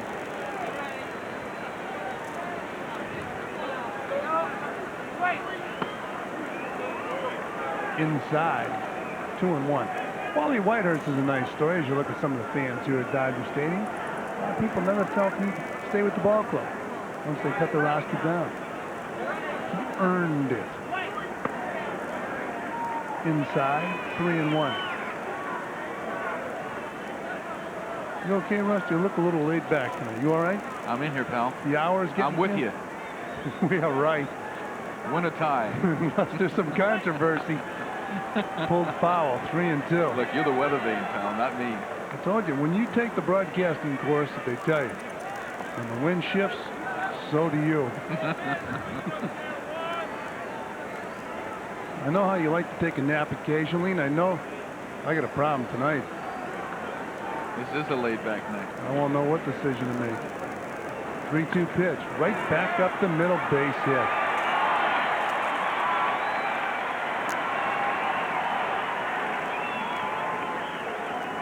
So Juan Samuel picking up his first hit of the game, only the 5th Dodger hit of the game. That's Ben Hines, the first base coach. He has replaced Manny Mota on the line for the Dodgers this year. Manny, the batting instructor. He was out on that first base coaching box for many years. Yes, he was. I can remember him at certain times having to leave the coaching box, go back in the dugout, and pinch hit because he was a player coach. Well, 1 man down, bottom of the 7th inning, and the batter, Stan Javier, he takes down low, ball 1. He has a triple in his ball game. He's 1 for 3. Scored a run back in the 3rd inning. I know you got up a little early today for some golf. I don't want you putting your head down on this table and taking a nap. I'm with you, pal. I told you. I'm here. Fly ball left field. Mark Carrion makes the grab. 2 down. Samuel retreats to first base. I had a chance to go play at Riviera Country Club today. Who won? Well, nobody won. We all played so bad it was a win by default. Is there any cheating going on in golf? I know there's a couple guys that not with Mr. Cashin around. No. How is Mr. Cashin's handicap? Big. Are you accusing him? I'll tell you what, he makes the rules and we abide by it. Whatever he wants, he's got. He says I'm a 25. I said you got it. Well, 2 men down, and the batter, Cal Daniels. You know that movie, The Bandit? Mm-hmm. They named it after Frank.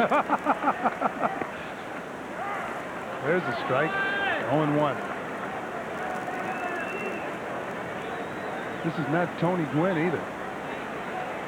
It's his baby brother. And he's got a 227 average.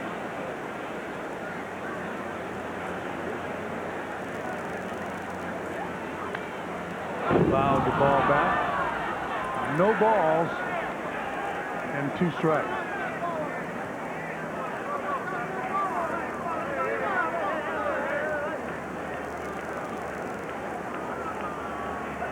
Like he's a little heavier this year himself. Doesn't he? They probably had a few family gatherings over the winter. His brother came into spring training about 20 pounds overweight. Padres could not believe it. This is baby brother Chris, who just fouled the ball back. Sammy got a good jump there. Well, Magadan's playing on the grass in the outfield. So he can steal left field right now. Look at that. You were a base stealer one time, weren't you? I was sneaky. I had to be. Sneaky quick. I definitely stole off the pitcher. Here's a guy that when he signed, a lot of teams said he would be a better hitter than his brother. Now, that's not nice. Well, they should find out who said that. Put a big asterisk on their name. You know what, Rusty? You see, I'm not so much against that. Yeah, but they're giving it to him, so take the force play away. But you know what? That's not a stolen base. No, they won't give a stolen base on that. Indifference. It's in the rule book. I understand, but if they're going to play back like they were right there, why not take the base? There's no force play at second base now. You don't have to convince me. I'd have him stealing all the time. When in doubt, steal. Easiest thing to do in baseball is steal a base. You got to get on first to do it, though. Well, that's the tough part. 1-2 on Chris Gwynn. Nice play by Todd Hundley. That's real good behind the plate, doesn't he? Yes, he does. He has really been living up to that billing about being a tremendous young defensive catcher. What he needs is some wins so he can get a couple hits and start feeling pretty good with the bat.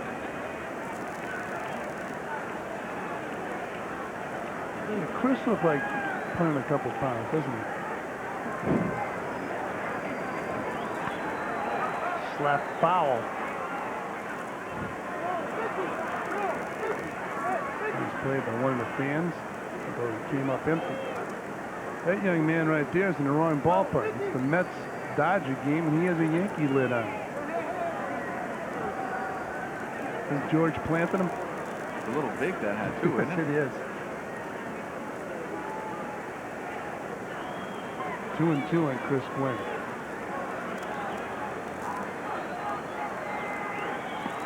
Swung on and missed, strike 3. So the Dodgers go down. They fail to score here in the 7th inning. We played 7 innings of baseball at Dodger Stadium, and it's 12-2 New York.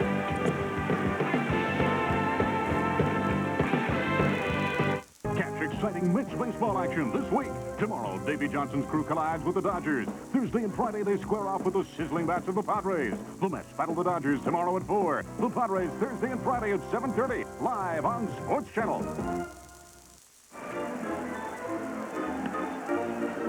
Back at Dodger Stadium, a few changes here. Gwynn goes into left field.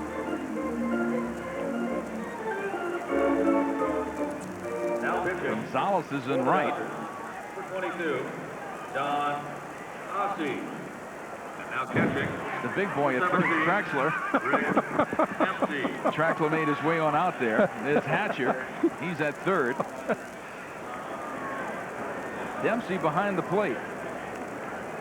And Don Ossie on the mound. Ossie a 1-1 record of 4.80 earned run average. It's his 14th game. In 15 innings, he's given up 12 hits. One of them a home run. He's walked 9 and struck out 13. His first pitch to Dave Magadan is a strike. 0-1 on Dave. And David has only had one at bat. And grounded out. So he's 0 for 1. He's now a 1 for 2.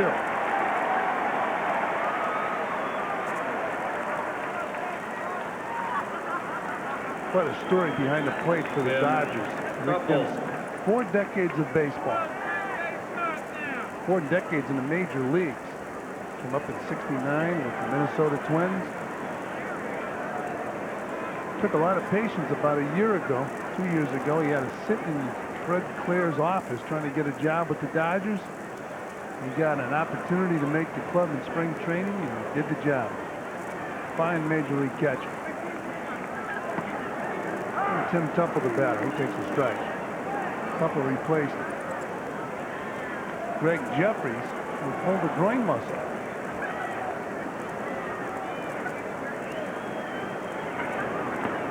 Swung that and missed. 0-2. New shortstop, Sharperson, who's played third base.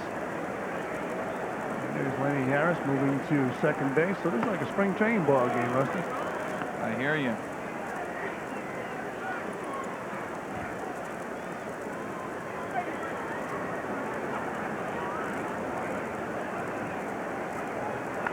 There's a drive down the left field line. Foul. Tupple really didn't come out of the box. That ball wasn't that for a foul. He must have really had a beat on that one.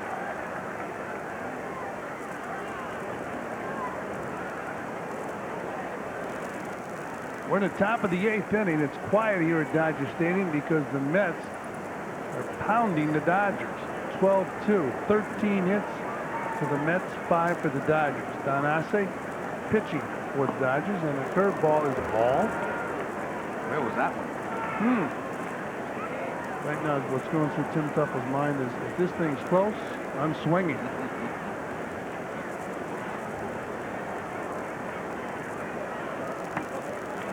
Outside, 3-2.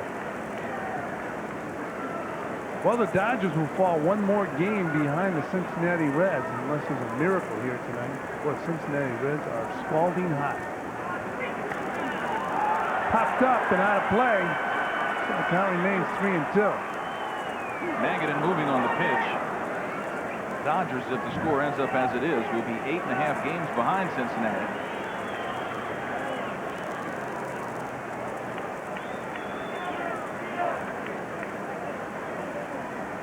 Pittsburgh losing tonight, so the Mets can climb to within 4.5. There's a line shot. Nice play. Sharperson making the catch. Unassisted double play.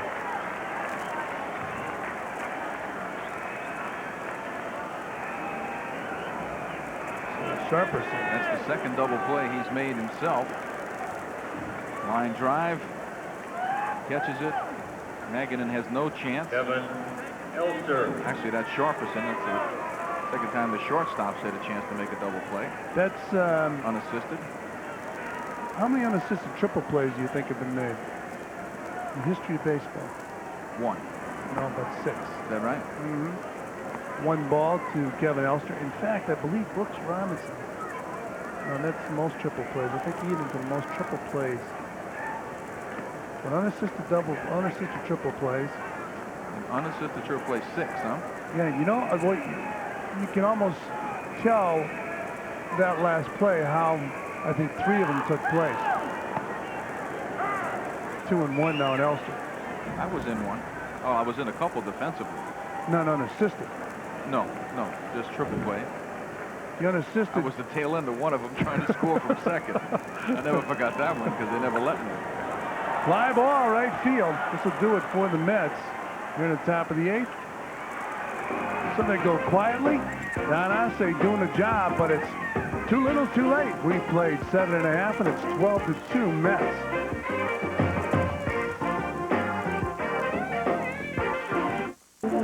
Fans start out the summer on the right foot with your very own Mets athletic socks, courtesy of Foot Locker. On Tuesday, June 5th at 7:35 p.m., when the Mets take on the Expos, all fans will receive an official pair of Mets athletic socks, courtesy of Foot Locker. Tickets are available at all Ticketron outlets, Shay's advanced ticket window, or call 718-507-TIXX for more information. And Mickey Hatcher will lead it off for the Dodgers and a very relaxed Davey Johnson. Davey and his coaches were asked to leave the clubhouse prior to tonight's game. The players had a meeting. Mickey Hatcher fouls the ball off. Hit the ball off himself. We'd have to take a closer look to find out exactly where it hit.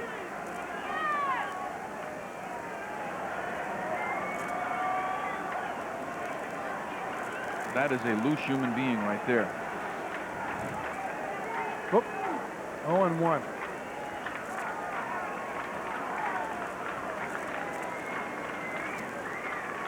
That was a nice grin.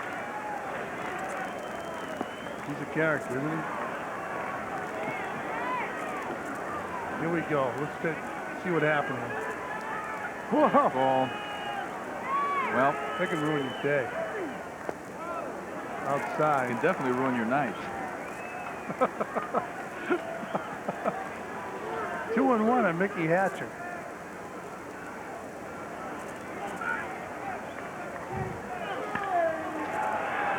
Bullet to O'Malley.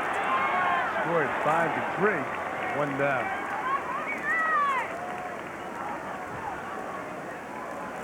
So Mickey Hatcher goes back to the dugout. Right fielder. Gingerly. Jose Gonzalez. I got hit catching there one time. What an experience. I mean, Richie Allen hit the ball. It came back as hard as he used to hit those line drives out to the outfield.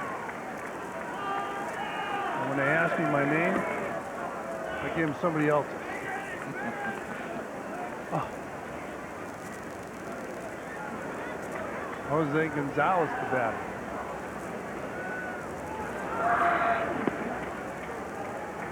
Two 2-0.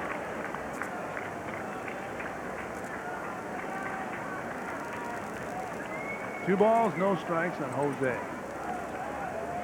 guy waving behind the catcher. There's a strike. 2-1.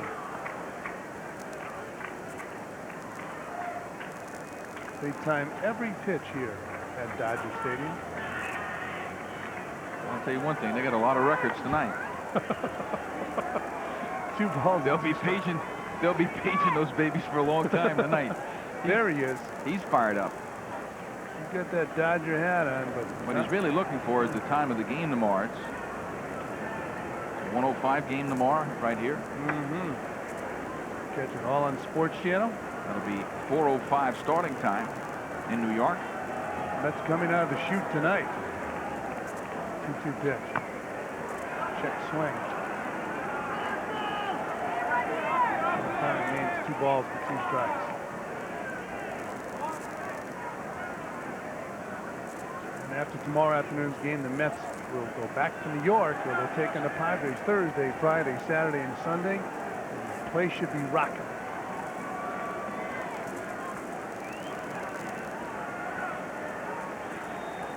2-2 pitch.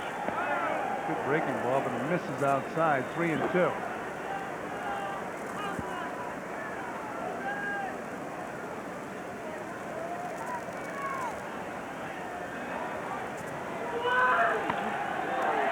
Bad pitch. It's pulled foul. So we'll do it again. Oh, there was a lot of electricity in the air about 7:30 tonight out here. There always is a special electricity, I think, in Dodger Stadium.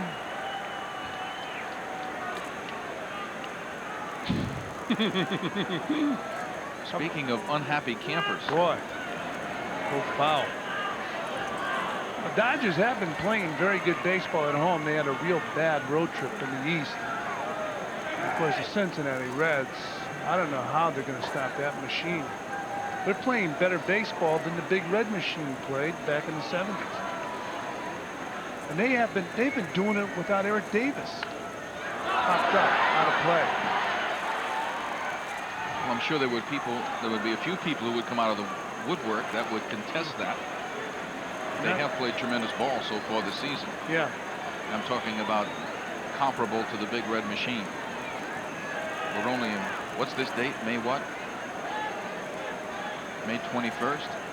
A lot of baseball to come yet. Sweet swinging Lou Piniella at the helm in Cincinnati.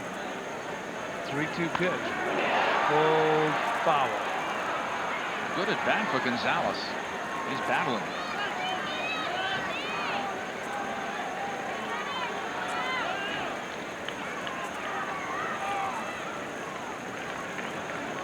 Everything happening on the field right now for the Dodgers are the young players that are trying to do something to impress Tommy Lasorda. Absolutely. Now's the time to go for a home run. If you hit a home run, they'll remember you. You get a single, it's just another single. Don't you agree? Spoken like a true 230 hitter. Hey, easy, easy. Jose is fouling a lot of pitches off.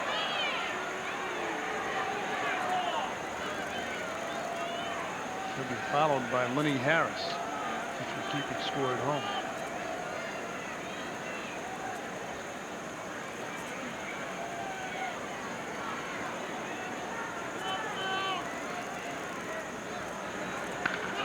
See, I told you, you got to impress somebody. And he did. Home run. That was some impressive at bat. Wow. Now, if I'm Tommy Lasorda, I take a look at Lasorda. He's saying, are you kidding?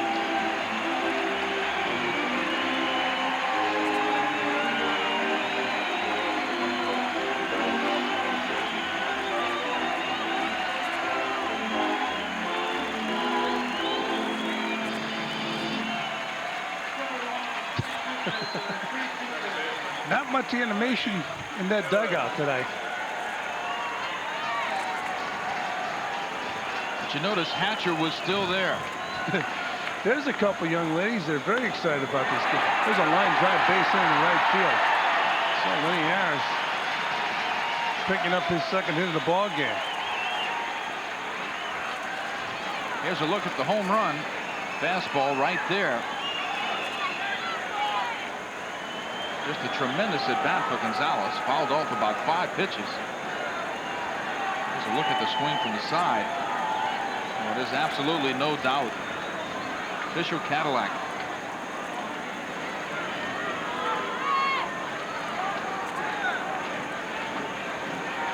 Should get a videotape of that at bat. Catcher. Go to it very often.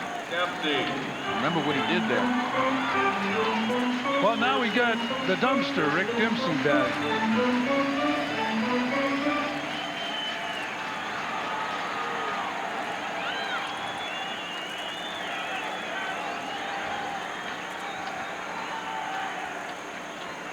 Rick has entertained fans throughout baseball and running around the bases during rain delays on the tarp.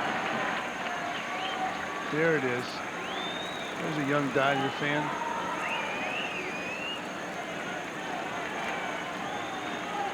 This guy in front looks a little disturbed, doesn't he? A little bit upset.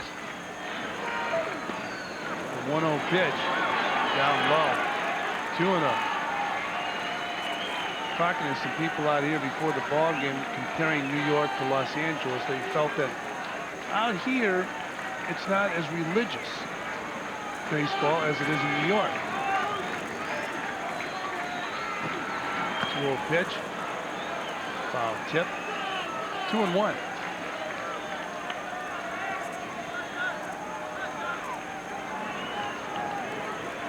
I mean, Rusty's restaurant is still open in New York. 1:30 on a Monday? No? No, sir. Lights out. 2-1 on the dumpster. Hold the ball foul. 2-2. Dempsey hit a couple of home runs in a game this past week. I know he was talking about it before the game. Ladies and gentlemen, He talked Dodgers a great asked deal about it to before remain the on the game. playing field at all times. PA announcer just got booed.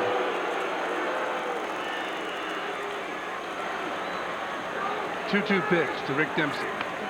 Pops the ball up. It's playable. Tom O'Malley will make the grab. 2 down.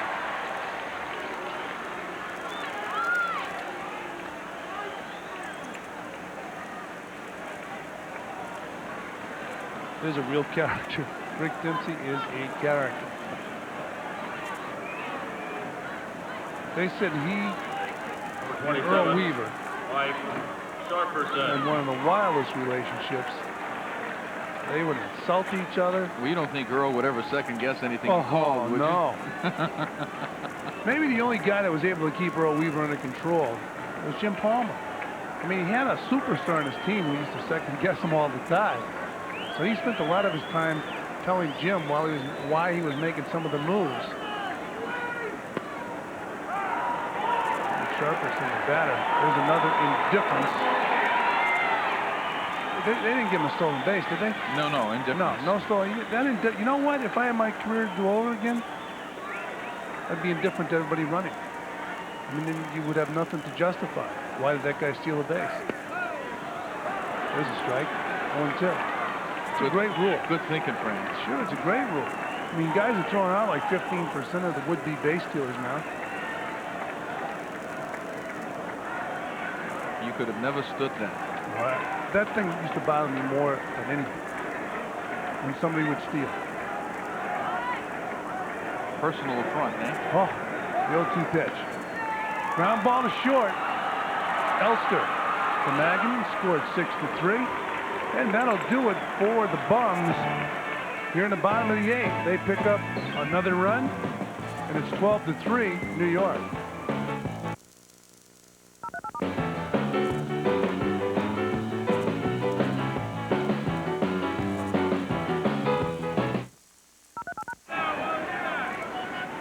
Wally Whitehurst leading off for the Mets. Top of the 9th inning. This should be the last inning. It's 12-3 Mets. There's a ground ball. Base hit. How about that? Wally Whitehurst with an infield single.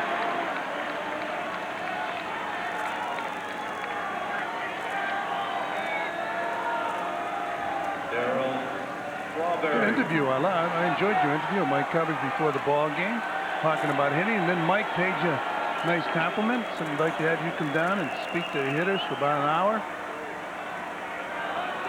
I have to go down there and shake up some pots and pans. Strawberry fouls the ball back, 0-1. Tonight, of course, the pots and pans were rattling. Yep. Who recorded that song? Get out in that kitchen and shake those pots and pans. Rattle.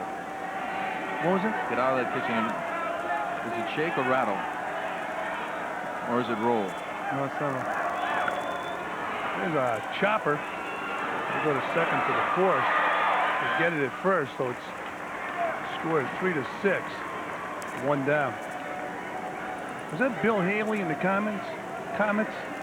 Joe Turner did it? Carry on. Danny Regan says Joe Turner. I'm not going to argue with those guys. That's all they do is sit in the room and listen to records. That's all they do. The whole road trip. Every once in a while they go out and eat.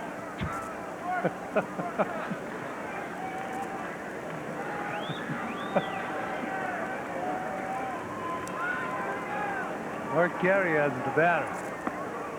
Swing and a miss. Strike 1. Well, we're out here in Tinseltown. Rusty Staub was over at a Hollywood party on Saturday night. How was the party? It was a nice birthday party. Fly ball, center field. 2 outs. Well, my next question, were there many starlets? Well, Alan Zweibel, a magnificent writer out here, did a lot writer. of stuff with Saturday Night Live and Gary Shandling's show. They had his 40th birthday party. I was able to attend because of the fact that we were not doing the game on Saturday night. It was a wonderful group. Who was there? Give me some names. Tom O'Malley, the batter, takes outside, ball 1. Billy Crystal was there. Gary Shandling, who does a show that Alan writes for. It's his show. Terry Garr, I know you like Terry Garr. She was there. Excellent actress. There's a drive to right field. And sorry, Rusty, but this game interrupted your party. But we'll get back to it when we come back.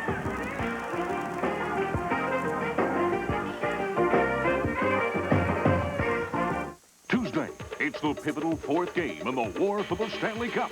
Mark Messier and the Oilers defend their home ice in this battle with Ray Bourque and the Hotshot Bruins. Game 4 of the Stanley Cup Finals, Tuesday. Well, Davey Johnson has to be happy tonight. We're in the bottom of the 9th inning. His ball club leading 12-3, and Brian Trackler the batter. Fran Healy here at Dodger Stadium with Hedda Hopper talking Hollywood gossip. I like this guy. Looks a little bit like Ron Fairley. He does. There's a drive to center field. Darrell's there. Makes the grab. One down. So Darrell Boston putting that ball away. Well, Ron Fairley doing some broadcasting up in the San Francisco area. Played many years with the Dodgers. Montreal. Teammate of Rusty Staubs in Montreal. Tell me some more about that party, will you?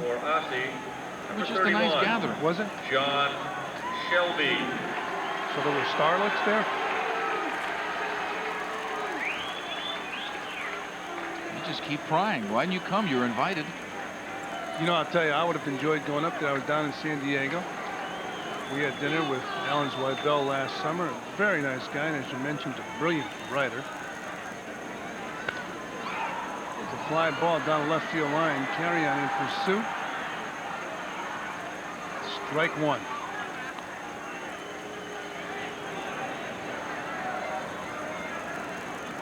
Shelby has really been in Tommy Lasorda's doghouse for quite a while now. Not getting to see much action. He's got a great expression, and the coach of the Detroit Pistons has an expression just like Tommy Lasorda. Chuck Daly. It's a disbelief. Yeah, really. Unbelievable expression. Swung on and missed. 0-2. One man down here in the bottom of the 9th. It's been all Mets. Whitehurst will pitch 3 full innings. They could give him a save. I'll tell you, this kid's been very impressive. Outside, 1-2. Tomorrow afternoon, these same two teams go at it. Then the Mets travel back to New York. Open up Thursday night against the Padres. Down low, 2-2. And Shea Stadium should be rocking Thursday, Friday, Saturday, and Sunday. Thursday nights swung on and missed. Had nothing to do with Thursday night, but it's strike 3. Shelby down Thursday night at Shea Stadium.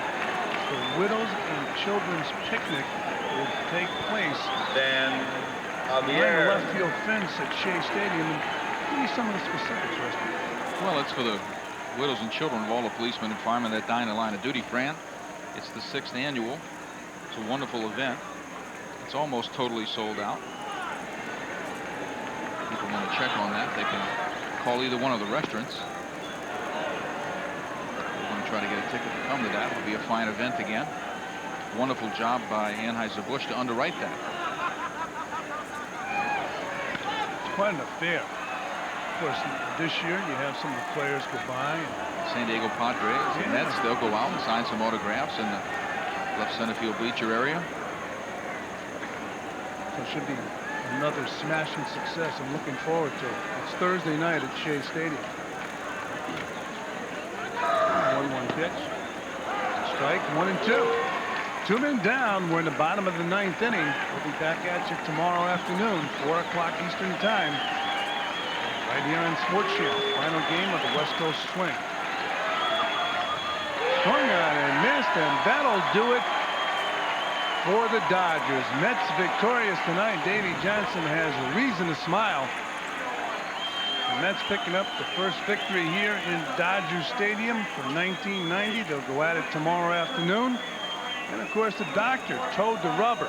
And I emphasize towed the rubber tonight because he did it with a fractured big toe on his left foot. So Davey Johnson and the Mets victorious 12-3 over the Dodgers here at Dodger Stadium. Look at Tommy Lasorda. For the Dodgers, 3 runs, Can't believe it. 7 hits, 1 error, And we'll be back. 2 runners left on base. Pitcher.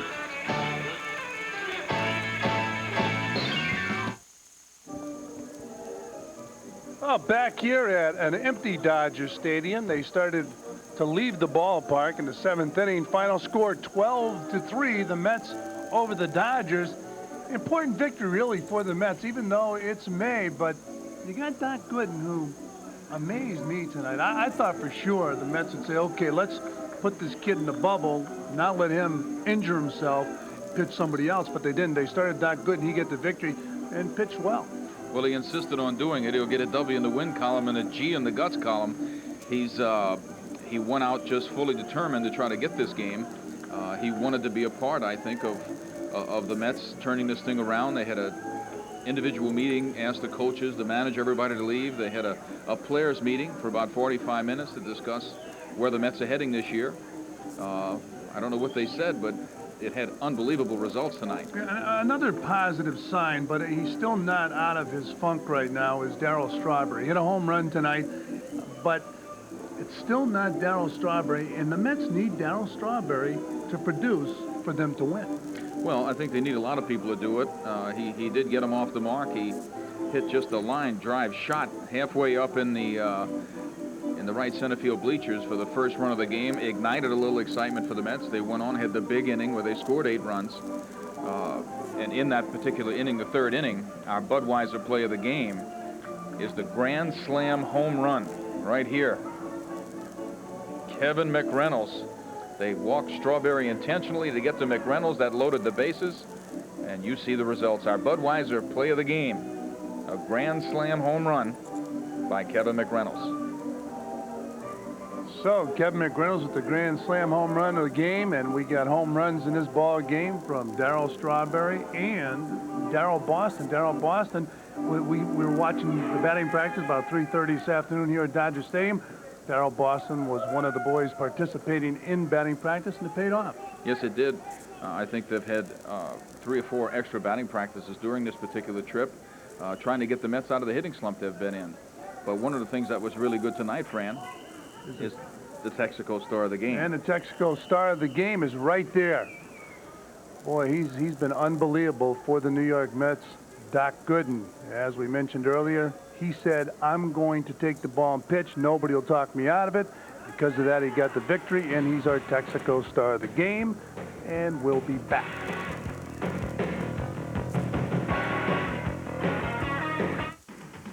New York Mets baseball has been brought to you by New Busch Light. It's the easiest drinking light beer around, so make the easy choice. By Texaco System 3 gasoline. Texaco, star of the American road. By your Tri-State Jeep and Eagle dealer, where you can expect the best. By The Wiz. Remember, for everything in home entertainment, nobody beats The Wiz. By Manufacturers Hanover, where your money has power. By GE. From plastics to financial services, we bring good things to life. And by your Tri-State Toyota dealers. Toyota, I love what you do for me.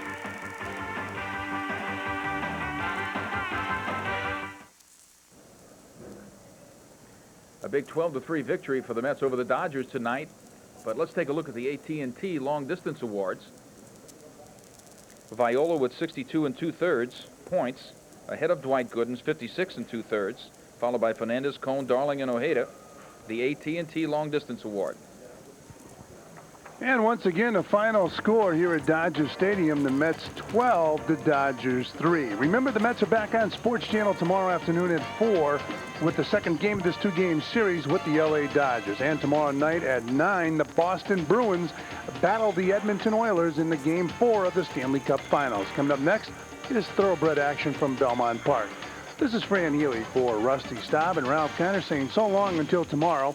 And thanks for watching Mets Baseball on SportsChannel. Good night, everybody.